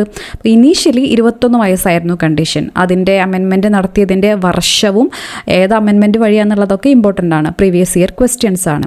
അതായത് 1989 വരെ ഇന്ത്യയിൽ പ്രായപൂർത്തിയായവർ എന്നതിൻ്റെ അർത്ഥം 21 വയസ്സിന് മുകളിൽ പ്രായമുള്ളവർ ആയിരുന്നു. ഓക്കെ, എന്നാൽ 89 ഭരണഘടനാ ഭേദഗതിയിലൂടെ വോട്ട് ചെയ്യാനുള്ള പ്രായം 18 വയസ്സാക്കി കുറച്ചു. ഓക്കെ, അപ്പോൾ 18 വയസ്സായ എല്ലാവർക്കും വോട്ട് ചെയ്യാനുള്ള റൈറ്റ് ഇന്ത്യയിലുണ്ട്. എല്ലാവരും വോട്ട് ചെയ്യുന്നുണ്ടോ എന്നുള്ളതാണ് മറ്റൊരു ചോദ്യം. സോ എനിവേസ്, ഇനി ഇലക്ഷന് നിൽക്കാൻ എന്താണ് ക്രൈറ്റീരിയ എന്നുള്ളതാണ്. വോട്ട് ചെയ്യുന്നതിൽ ഏതാണോ ശരിയായിട്ടുള്ളത് അത് തന്നെയാണ് മത്സരിക്കുന്നതിനും ബാധകമാകുക. തിരഞ്ഞെടുപ്പിൽ മത്സരിക്കുന്നതും പ്രതിനിധിയാകുന്നതിനും എല്ലാ പൗരന്മാർക്കും അവകാശമുണ്ട്. കുറച്ച് കണ്ടീഷൻസ് ഉണ്ട്. എല്ലാ പൗരന്മാർക്കും അവകാശമുണ്ട്. എന്നിരുന്നാലും വ്യത്യസ്തങ്ങളായ പ്രായപരിധിയുണ്ട്. അവിടെ പ്രായപരിധിയുണ്ട്. ഇപ്പോൾ നമ്മൾ നോക്കുകയാണെങ്കിൽ ഇവിടെ എക്സാമ്പിളായിട്ട് കൊടുത്തിട്ടുള്ളത് ലോക്സഭ ഇലക്ഷൻ ആണെങ്കിൽ സ്ഥാനാർത്ഥിക്ക് 25 വയസ്സെങ്കിലും തിരഞ്ഞെടുക്കണം. ഓക്കെ, ഇനി നമുക്കറിയാം രാഷ്ട്രപതി ഉപരാഷ്ട്രപതി ഒക്കെ ആണെങ്കിലോ 35 വയസ്സ് വേണം. രാജ്യസഭയാണെങ്കിൽ 30 വയസ്സ്. ഓക്കെ, ലോക്സഭ 25 വയസ്സ്. സംസ്ഥാന നിയമസഭയാണെങ്കിലും 25 വയസ്സ്. പഞ്ചായത്തുകൾ നഗരസഭകളൊക്കെ ആകുമ്പോൾ 21 വയസ്സ്. പിന്നെ ഇമ്പോർട്ടൻ്റ് ആയിട്ടുള്ള മറ്റൊരു കണ്ടീഷൻ ഉണ്ട്. 2 വർഷമോ അതിലധികമോ തടവു ശിക്ഷ അനുഭവിച്ച വ്യക്തികൾ തിരഞ്ഞെടുപ്പിൽ മത്സരിക്കാൻ അയോഗ്യരാണ്. എന്നാൽ തിരഞ്ഞെടുപ്പിൽ മത്സരിക്കാനുള്ള അവകാശത്തിന് ധനം, വിദ്യാഭ്യാസം, വംശം, ലിംഗം, വർഗം തുടങ്ങിയ യാതൊരു നിയന്ത്രണങ്ങളും ഇല്ല. ഈ അർത്ഥത്തിൽ നമ്മുടെ തിരഞ്ഞെടുപ്പ് സമ്പ്രദായം എല്ലാ പൗരന്മാർക്കുമായി തിരഞ്ഞെടുത്തിരിക്കുന്നു. അപ്പോൾ കണ്ടീഷൻസ് ഇമ്പോർട്ടൻ്റ് ആണ്. എല്ലാവർക്കും തുറന്നിട്ടിരിക്കുകയാണ്. എങ്കിലും കുറച്ച് കണ്ടീഷൻസ് ഉണ്ട്. വയസ്സിന് വ്യത്യാസമുണ്ട്. പിന്നെ 2 വർഷമോ അതിലധികമോ തടവ് ശിക്ഷ അനുഭവിച്ച വ്യക്തികൾക്ക് മത്സരിക്കാൻ അയോഗ്യരാണെന്നുള്ളതാണ്. അപ്പോൾ ഈ വസ്തുതകളൊക്കെ ആലോചിച്ചിരിക്കുക. ഇന്ത്യക്കൊരു സ്വതന്ത്ര തിരഞ്ഞെടുപ്പ് കമ്മീഷനാണ്. ഈ വാക്ക് ഇമ്പോർട്ടൻ്റ് ആണ്. ഇൻഡിപെൻഡൻറ്റ് ഇലക്ഷൻ കമ്മീഷനാണ് ഇന്ത്യക്കുള്ളത്. ഭരണഘടനയുടെ 324 വകുപ്പ് പ്രകാരം ഇന്ത്യയിൽ വോട്ടർ പട്ടിക തയ്യാറാക്കുന്നതിനും തിരഞ്ഞെടുപ്പ് നടത്തിപ്പിൽ മേൽനോട്ടം വഹിക്കുന്നതിനും നിർദ്ദേശങ്ങൾ നൽകുന്നതിനും എല്ലാം ഇമ്പോർട്ടൻ്റ് ആണ്. എന്തൊക്കെയാണ് ഫംഗ്ഷൻ എന്നാണ് പറയുന്നത്? ഇന്ത്യയുടെ ഇലക്ഷൻ കമ്മീഷൻ്റെ നിയന്ത്രണങ്ങൾ ഉറപ്പുവരുത്തുന്നതിനും ഒരു സ്വതന്ത്ര തെരഞ്ഞെടുപ്പ് കമ്മീഷനുണ്ട്. വളരെ പ്രധാനപ്പെട്ടതാണ്. അപ്പം എന്താണ് വകുപ്പ് 324 പറയുന്നത് നോക്കാം. ഇലക്ഷൻ കമ്മീഷനെ സംബന്ധിച്ചുള്ള ഭരണഘടനയിലെ വകുപ്പ് ഏതാണ്? 324. വോട്ടർ പട്ടികയുടെ മേൽനോട്ടവും എല്ലാം ഇമ്പോർട്ടൻ്റ് ആണേ. നോട്ട് എഴുതി വെച്ച് പഠിക്കാൻ അറിയാത്തവർ. വോട്ടർ പട്ടികയുടെ മേൽനോട്ടവും മാർഗനിർദ്ദേശം നൽകലും നിയന്ത്രണവും എല്ലാം ഇമ്പോർട്ടൻ്റ് ആണ്. ഞാൻ ഹൈലൈറ്റ് ചെയ്യുകയാണെങ്കിൽ എല്ലാം ഹൈലൈറ്റ് ചെയ്യണം. ഇത് മൊത്തത്തിൽ വായിക്കുകയാണ്. ഈ ഭരണഘടനാ പ്രകാരം പാർലമെൻറ്റിലേക്കും ഓരോ സംസ്ഥാനത്തിൻ്റെ നിയമനിർമ്മാണ മണ്ഡലത്തിലേക്കും നടത്തുന്ന എല്ലാ തെരഞ്ഞെടുപ്പുകൾക്കും വേണ്ട സമ്മതിദായ പട്ടികകൾ തയ്യാറാക്കുന്നതിൻ്റെയും, അതെന്താ വോട്ടേഴ്സ് ലിസ്റ്റ് അല്ലേ, അവയിലേക്കുള്ള എല്ലാ തെരഞ്ഞെടുപ്പുകളും നടത്തുന്നതിൻ്റെയും രാഷ്ട്രപതിയുടെയും ഉപരാഷ്ട്രപതിയുടെയും ഇമ്പോർട്ടൻ്റ് ആണ്, രാഷ്ട്രപതിയുടെയും ഉപരാഷ്ട്രപതിയുടെയും സ്ഥാനങ്ങളിലേക്ക് നടത്തുന്ന തെരഞ്ഞെടുപ്പുകളുടെ മേൽനോട്ടവും മാർഗനിർദ്ദേശവും നിയന്ത്രണവും ഇന്ത്യയിൽ ഈ ഒരു ഭരണഘടനയിൽ തെരഞ്ഞെടുപ്പ് കമ്മീഷൻ എന്ന് പരാമർശിക്കുന്ന ഒരു കമ്മീഷനിൽ നിക്ഷിപ്തമാണ്. വളരെയധികം ഇമ്പോർട്ടൻ്റ് ആണ്. ഇനി തദ്ദേശ സ്വയംഭരണ സ്ഥാപനങ്ങളിലേക്കുള്ള ഇലക്ഷൻ്റെ കാര്യങ്ങളൊക്കെ നോക്കുന്നത് ഏത് കമ്മീഷനാണ്? അതാണ് സംസ്ഥാന ഇലക്ഷൻ കമ്മീഷൻ. ഓക്കെ, അപ്പോൾ അതും കൂടെ അറിഞ്ഞിരിക്കുക. ഇനി ഇന്ത്യൻ തെരഞ്ഞെടുപ്പ് കമ്മീഷനെ സഹായിക്കുന്നതിന് കാരണം സഹായിക്കാൻ തീർച്ചയായിട്ടും ഓരോ സംസ്ഥാനങ്ങളും ഒരു ഉദ്യോഗസ്ഥൻ വേണം അല്ലേ? എല്ലാം കൈകാര്യം ചെയ്യുന്നത് ഇലക്ഷൻ കമ്മീഷൻ ഓഫ് ഇന്ത്യയാണ്. അപ്പോൾ സഹായിക്കുന്നതിന് വേണ്ടിയിട്ട് ഒരു മുഖ്യ തിരഞ്ഞെടുപ്പ് ഉദ്യോഗസ്ഥൻ എല്ലാ സംസ്ഥാനങ്ങളും റെപ്രസെൻറ്റ് ചെയ്തുകൊണ്ടുണ്ട്, ചീഫ് ഇലക്ടറൽ ഓഫീസർ. ഇപ്പോൾ ആരാണ്? ഇപ്പം സഞ്ജയ് കൗളാണ് തോന്നുന്നു അല്ലേ? സഞ്ജയ് കൗളാണ് ചീഫ് ഇലക്ടറൽ ഓഫീസർ ആയിട്ടുള്ളത്. ഇലക്ഷൻ കമ്മീഷൻ ഓഫ് ഇന്ത്യ ആരാണിപ്പോൾ chief election commissioner of India എന്ന് പറയുന്നത്? രാജീവ് കുമാറാണ്. ബാക്കിയുള്ളത് റീസെൻ്റ്ലി ചേഞ്ചസ് ഒക്കെ വന്നിട്ടുണ്ട്. അപ്പം അത് ശ്രദ്ധിച്ച് പഠിച്ചു വയ്ക്കണം ഏതൊക്കെയാണ് മാറ്റങ്ങൾ വന്നിട്ടുള്ളതെന്ന്. 3 ആൾക്കാരാണല്ലേ ഉള്ളത് ഇന്ത്യയുടെ ഇലക്ഷൻ കമ്മീഷനിൽ? 3 ആൾക്കാരാണ് ഉള്ളത്. അപ്പം ഇതിൽ ചീഫ് എന്ന് പറയുന്നതോട് കൂടിയിട്ട് ഈ മെയിൻ ആയിട്ടുള്ള ആൾക്ക് എന്തെങ്കിലും പ്രയോറിറ്റി ഉണ്ടോ? ചീഫ് ഇലക്ഷൻ കമ്മീഷണർ ഓഫ് ഇന്ത്യക്ക് എന്തെങ്കിലും പ്രയോറിറ്റി കൂടുതലുണ്ടോ 3 ആൾക്കാരിലും? ഇല്ല. ശ്രദ്ധിച്ച് പഠിക്കണം. ഇല്ല. ഒരു ചീഫ് ഇലക്ടറൽ കമ്മീഷൻ എന്നൊരു പേരുണ്ടെങ്കിലും 3 പേർക്കും തുല്യ ഇമ്പോർട്ടൻസ് ആണെന്നുള്ളത് എടുത്തു പറയുന്ന ഒരു കാര്യമാണ്. നമുക്കതിലോട്ട് വരാം. സോ ഇവിടെ ഈ പാരഗ്രാഫ് നമുക്ക് നോക്കാം. മുഖ്യ തിരഞ്ഞെടുപ്പ് കമ്മീഷണറാണ് തിരഞ്ഞെടുപ്പ് കമ്മീഷൻ്റെ അധ്യക്ഷൻ ആരാണ്? അത് മുഖ്യ തിരഞ്ഞെടുപ്പ് കമ്മീഷണറാണ്. എന്നാൽ മറ്റു തിരഞ്ഞെടുപ്പ് കമ്മീഷണർമാരേക്കാൾ കൂടുതൽ അധികാരങ്ങൾ അദ്ദേഹത്തിന് ഇല്ല. ഒരു കൂട്ടായ സമിതി എന്ന നിലയ്ക്ക് തിരഞ്ഞെടുപ്പുമായി ബന്ധപ്പെട്ട തീരുമാനങ്ങൾ എടുക്കുന്നതിൽ മുഖ്യ തിരഞ്ഞെടുപ്പ് കമ്മീഷണർക്കും കമ്മീഷൻ അംഗങ്ങൾക്കും തുല്യ അധികാരമാണ് ഉണ്ടാവുക. സ്റ്റേറ്റ്മെൻറ്റ് ലെവലിലൊക്കെ ചോദ്യങ്ങൾ വന്നിട്ടുണ്ട്. ഇനിയും ചാൻസ് ഉള്ളതുകൊണ്ട് ഇമ്പോർട്ടൻ്റ് ആണ്. മന്ത്രിസഭയുടെ ഉപദേശത്തിൻ്റെ അടിസ്ഥാനത്തിൽ രാഷ്ട്രപതിയാണ് തിരഞ്ഞെടുപ്പ് കമ്മീഷണർമാരെ നിയമിക്കുന്നത്. ഓക്കെ, അതുകൊണ്ട് തന്നെ ഭരിക്കുന്ന പാർട്ടിയോട് ആഭിമുഖ്യമുള്ള വ്യക്തികളെ കമ്മീഷൻ അംഗങ്ങളായി നിയമിക്കുന്നതിനും അങ്ങനെയുള്ള ചാൻസുകളൊക്കെ ഉണ്ടെന്നൊക്കെ പറയുന്നുണ്ട്. സോ ഏറ്റവും ഇമ്പോർട്ടൻ്റ് ആയിട്ടുള്ള നമ്മളധികം അങ്ങനത്തെ കാര്യങ്ങൾ അങ്ങനെ ചോദിക്കാറില്ല. കൂടുതലും ഇങ്ങനത്തെ കാര്യങ്ങളാണ്, ഫാക്ട്സ് ആണ് കുറച്ചും കൂടെ ചോദിക്കാറ്. ഇതിൻ്റെ പോസിറ്റീവ്സും നെഗറ്റീവ്സും ഒക്കെ വളരെ ഡീറ്റെയിൽ ആയിട്ട് ഡിസ്കസ് ചെയ്യുന്നൊരു ചാപ്റ്ററാണിത്. ഇനി എങ്ങനെയാണ് ഇവരെ പുറത്താക്കുക എന്നുള്ളതാണ്. ഏതെങ്കിലും കേസിൽ ഈ ഇലക്ഷൻ കമ്മീഷണർമാരെ പുറത്താക്കാൻ പറ്റുമോ എന്നുള്ളതാണ്. രാഷ്ട്രപതിനെ പുറത്താക്കാനുള്ളതിനെ ഭരണഘടന ഉപയോഗിക്കുന്ന ഒരു പദമുണ്ട് അല്ലേ, ഇംപീച്ച്മെൻറ്റ്. അതിന് വേണ്ടിയിട്ട് സെപ്പറേറ്റ് ആർട്ടിക്കിളും കാര്യങ്ങളൊക്കെ ഉണ്ട് രാഷ്ട്രപതിയെ നീക്കം ചെയ്യാൻ വേണ്ടിയിട്ട്. അപ്പോൾ ബാക്കിയുള്ളവരെ നീക്കം ചെയ്യുന്നത് ഇപ്പോൾ കൺട്രോളർ ആൻഡ് ഓഡിറ്റർ ജനറൽ അല്ലെങ്കിൽ ഇതുപോലെ ഇലക്ഷൻ കമ്മീഷണറൊക്കെ നീക്കം ചെയ്യുന്നതിന് ഇംപീച്ച്മെൻറ്റ് എന്നൊരു പദം ഭരണഘടനയിൽ എവിടെയും ഉപയോഗിക്കുന്നില്ല. പക്ഷേ പുറത്താക്കാനുള്ള നടപടികളെക്കുറിച്ച് പറയുന്നുണ്ട്. അപ്പോൾ അവരെ പുറത്താക്കാനുള്ള കണ്ടീഷൻ എന്ന് പറയുന്നത് മിസ് ബിഹേവിയർ ഓർ ഇൻകപ്പാസിറ്റി. അപ്പോൾ ഇവരുടെ ഇലക്ഷൻ കമ്മീഷണർ കാലാവധി 6 വർഷമോ 65 വയസ്സോ എന്നതാണ്. ഏതാണോ ആദ്യം വരുന്നത് അതുവരെയാണ് അവരുടെ നിയമന കാലാവധി. പാർലമെൻറ്റിൻ്റെ ഇരുസഭകളും പ്രത്യേക ഭൂരിപക്ഷത്തോടെ സ്പെഷ്യൽ മെജോറിറ്റി വേണം ഒരു പ്രമേയം പാസ്സാക്കിയാൽ ഇന്ത്യൻ രാഷ്ട്രപതിക്ക് അപ്പോയിൻറ്റ് ചെയ്യുന്നത് രാഷ്ട്രപതിയാണ് അല്ലേ. കാലാവധി പൂർത്തിയാക്കുന്നതിന് മുൻപ് തെരഞ്ഞെടുപ്പ് കമ്മീഷണറെ പുറത്താക്കാവുന്നതാണ്. തെരഞ്ഞെടുപ്പിൽ തങ്ങൾക്ക് അനുകൂലമായി തീരുമാനങ്ങൾ കൈക്കൊണ്ടില്ല എന്നതിൻ്റെ പേരിൽ ഭരണകക്ഷി മുഖ്യ തെരഞ്ഞെടുപ്പ് കമ്മീഷണറെ മാറ്റാൻ ശ്രമിച്ചാൽ സംരക്ഷിക്കുന്നതിന് വേണ്ടിയിട്ടാണ് ഇങ്ങനെ തീരുമാനിക്കുന്നത്.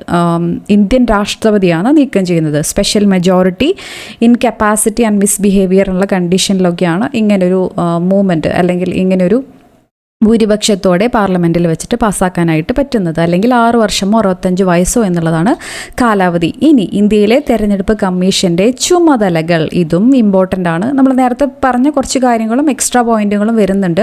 വോട്ടർ പട്ടിക തയ്യാറാക്കുന്നതിന് മേൽനോട്ടം വഹിക്കുന്നു. പേരുകളും അതിൻ്റേതായിട്ടുള്ള കാര്യങ്ങൾ വോട്ടർ പട്ടികയുമായിട്ട് റിലേറ്റ് ചെയ്തിട്ടുള്ള കാര്യങ്ങളെ പറ്റി പറയുന്നുണ്ട്. ഇനി തെരഞ്ഞെടുപ്പിൻ്റെ സമയക്രമം നിശ്ചയിക്കുകയും തെരഞ്ഞെടുപ്പ് പദ്ധതി തയ്യാറാക്കുകയും ചെയ്യുന്നു. തെരഞ്ഞെടുപ്പ് വിജ്ഞാപനം, നാമനിർദ്ദേശ പത്രിക, അതുമായിട്ട് റിലേറ്റ് ചെയ്തിട്ട് ബാക്കിയുള്ള കാര്യങ്ങൾ, പത്രിക സമർപ്പിക്കേണ്ട തീയതി, അവസാന തീയതി, സൂക്ഷ്മ പരിശോധന തീയതി, ഇങ്ങനെയുള്ള ഒരുപാട് തീയതി, വോട്ടെണ്ണൽ, ഫലപ്രഖ്യാപനം എന്നിവയെല്ലാം ഉൾപ്പെടുന്നതാണ് തെരഞ്ഞെടുപ്പ് പദ്ധതി. സിമ്പിളായിട്ട് പറഞ്ഞാൽ തെരഞ്ഞെടുപ്പിന് വേണ്ടിയിട്ട് കംപ്ലീറ്റ്ലി ഒരു പ്ലാൻ എന്ന് പറയുമ്പോൾ എല്ലാ ഡേറ്റുകളും വേണം അല്ലേ. എന്നൊക്കെയാണ് നോട്ടിഫിക്കേഷൻ്റെ ഡേറ്റ്, എന്നാണ് നാമനിർദ്ദേശക പത്രിക സമർപ്പിക്കേണ്ടത്, പിൻവലിക്കേണ്ടത്, അങ്ങനെ എല്ലാതും കൂടിയിട്ടുള്ള ഒരു എൻറ്റയർ പ്ലാൻ തയ്യാറാക്കുന്നത് ആരാണ്? ഇലക്ഷൻ കമ്മീഷനാണ്. ഇനി സ്വതന്ത്രവും നീതിപൂർവകവുമായൊരു തിരഞ്ഞെടുപ്പ് ഉറപ്പുവരുത്തുന്നതിന് ഏത് ഘട്ടത്തിലും തീരുമാനമെടുക്കാനുള്ള ഉത്തരവ് അധികാരം തിരഞ്ഞെടുപ്പ് കമ്മീഷനുണ്ട്. രാജ്യത്തോ ഏതെങ്കിലും സംസ്ഥാനത്തോ കലുഷിതമാകുകയോ എന്തെങ്കിലും പ്രശ്നമൊക്കെ ഉണ്ടാവുമല്ലോ, ആ സന്ദർഭത്തിലൊക്കെ നമുക്ക് ഇലക്ഷൻ മാറ്റിവെക്കണമെന്ന് വിചാരിക്കുക, അത്രയും ബൂസ്റ്റായി. സോ തിരഞ്ഞെടുപ്പ് നീട്ടിവെക്കുന്നതിനോ റദ്ദാക്കുന്നതിനോ ഉള്ള അധികാരം ആർക്കാണ്? പ്രസിഡന്റിനാണോ? അല്ല, ഇലക്ഷൻ കമ്മീഷനാണ്. കൂടാതെ രാഷ്ട്രീയ പാർട്ടികൾക്കും സ്ഥാനാർത്ഥികൾക്കും മാതൃക പെരുമാറ്റച്ചട്ടം കമ്മീഷൻ നടപ്പിലാക്കാറുണ്ട്. എല്ലാം ഫാക്ട്സാണ്, എല്ലാം ഇമ്പോർട്ടൻ്റ് ആണ്. കുറച്ചൊക്കെ നമുക്ക് വായിച്ചെടുത്ത് മനസ്സിലാക്കുന്നതേ ഉള്ളൂ. എന്നാലും ഇതിനുള്ള അവകാശം പ്രസിഡന്റിനാണ് എന്നൊക്കെ പറഞ്ഞ് സ്റ്റേറ്റ്മെൻറ്റ് തരുമ്പോൾ നമ്മൾ പ്രസിഡന്റിനായിരിക്കുമോ എന്നുള്ള ഡൗട്ട് വരരുത്. ഇലക്ഷൻ കമ്മീഷൻ്റെ ഫങ്ഷൻസ് ഏതൊക്കെയാണെന്നുള്ളത് ഭരണഘടനയിൽ പറയുന്നതും എല്ലാം ഇമ്പോർട്ടൻ്റ് ആയിട്ട് ശ്രദ്ധിച്ച് പഠിച്ചു വയ്ക്കുക. ഇനി റീപോൾ, വീണ്ടും വീട്ടെടുപ്പ് ചിലപ്പോൾ ആവശ്യമായിട്ട് വന്നാൽ അതിനുള്ള ഉത്തരവ് പുറപ്പെടുവിക്കാനും കമ്മീഷന് സ്വാധിക്കും. സ്വതന്ത്രവും നീതിപൂർണമായ വോട്ടെണ്ണൽ നടന്നതെന്ന് കമ്മീഷന് ബോധ്യം വന്നാൽ വീണ്ടും റീകൗണ്ട്, അപ്പോൾ റീകൗണ്ട് പ്രഖ്യാപിക്കാനുള്ള അധികാരമൊക്കെ കമ്മീഷനുണ്ട്. പ്രസിഡന്റിന് എന്താണ്? ഈ ഇലക്ഷൻ കമ്മീഷനെ മന്ത്രിസഭയുടെ തീരുമാനത്തോടു കൂടി അല്ലെങ്കിൽ അവരുടെ നിർദ്ദേശത്തോടു കൂടിയിട്ട് അപ്പോയിൻറ്റ് ചെയ്യുന്നത് പ്രസിഡന്റാണ്. അതുപോലെ റിമൂവ് ചെയ്യുന്നത് എവിടെയാണ്? പാർലമെൻറ്റിലെ സ്പെഷ്യൽ മെജോറിറ്റി പാസ്സാക്കിയിട്ട് പ്രസിഡന്റാണ് ഇവരെ റിമൂവ് ചെയ്യുന്നത്. ഓക്കെ, രാഷ്ട്രീയ പാർട്ടികൾക്കുള്ള ഇത് പ്രീവിയസ് ഇയർ ക്വസ്റ്റ്യൻ ആണ്. അംഗീകാരം നൽകുകയും അവർ ഓരോരുത്തർക്കുള്ള ചിഹ്നം അനുവദിച്ച് നൽകുന്നതും തെരഞ്ഞെടുപ്പ് കമ്മീഷനാണ്. സംസ്ഥാന തെരഞ്ഞെടുപ്പ് കമ്മീഷനാണോ? അല്ല, അങ്ങനെയായിരുന്നു ഒരു സ്റ്റേറ്റ്മെൻറ്റ്. അതേതാണ്? ഇന്ത്യയുടെ ഇലക്ഷൻ കമ്മീഷൻ തന്നെയാണ്, സെൻട്രൽ ഇലക്ഷൻ കമ്മീഷൻ തന്നെയാണ്. ഓക്കെ, സോ ഇത്രയുമാണ് നമ്മൾ ഇന്നത്തെ വീഡിയോയിൽ ഡിസ്കസ് ചെയ്യുന്നത്. അത്യാവശ്യം ലെങ്തി ആയിട്ടുള്ള ഒരു വീഡിയോ ആണ്, പക്ഷേ പറഞ്ഞിട്ടുള്ള ഫാക്ട്സ് എല്ലാം വളരെയധികം റിലവൻ്റ് ആയ വളരെയധികം ഇമ്പോർട്ടൻ്റ് ആയിട്ടുള്ള പോയിൻറ്റ്സ് ആണ്. സോ ഈ ക്ലാസ്സിനെ കുറിച്ചിട്ടുള്ള നിങ്ങളുടെ നിർദ്ദേശങ്ങൾ തീർച്ചയായിട്ടും കമൻറ്റ് ചെയ്യണം. ഇതിൻ്റെ ഒരു ഫീഡ്ബാക്ക് അനുസരിച്ചിട്ടാണ് നമ്മളിനി ബാക്കി സബ്ജക്ട്സ് എങ്ങനെ ചെയ്യണോ, ഇതിൻ്റെ സ്പീഡൊക്കെ കൂട്ടണോ അതോ കുറയ്ക്കണോ, എങ്ങനെയാണ് നിങ്ങളുടെ എക്സ്പെക്റ്റേഷൻസ് എന്നുള്ളതൊക്കെ നിങ്ങൾ തീർച്ചയായിട്ടും കമൻറ്റ് ചെയ്യാം. അതിനനുസരിച്ചിട്ടാണ് നമ്മളിത് കണ്ടിന്യൂ ചെയ്യുക. അപ്പോൾ ഈ ക്ലാസ് നിങ്ങൾക്ക് ഇഷ്ടപ്പെട്ടിട്ടുണ്ടെങ്കിൽ തീർച്ചയായിട്ടും ലൈക്ക് ചെയ്യാനും നിങ്ങളുടെ ഫ്രണ്ട്സിനൊക്കെ ഷെയർ ചെയ്ത് കൊടുക്കാനും ഒന്നും മറക്കരുത്. അടുത്ത ക്ലാസ്സിൽ കാണാം. Thank you so much for watching. Have A good day.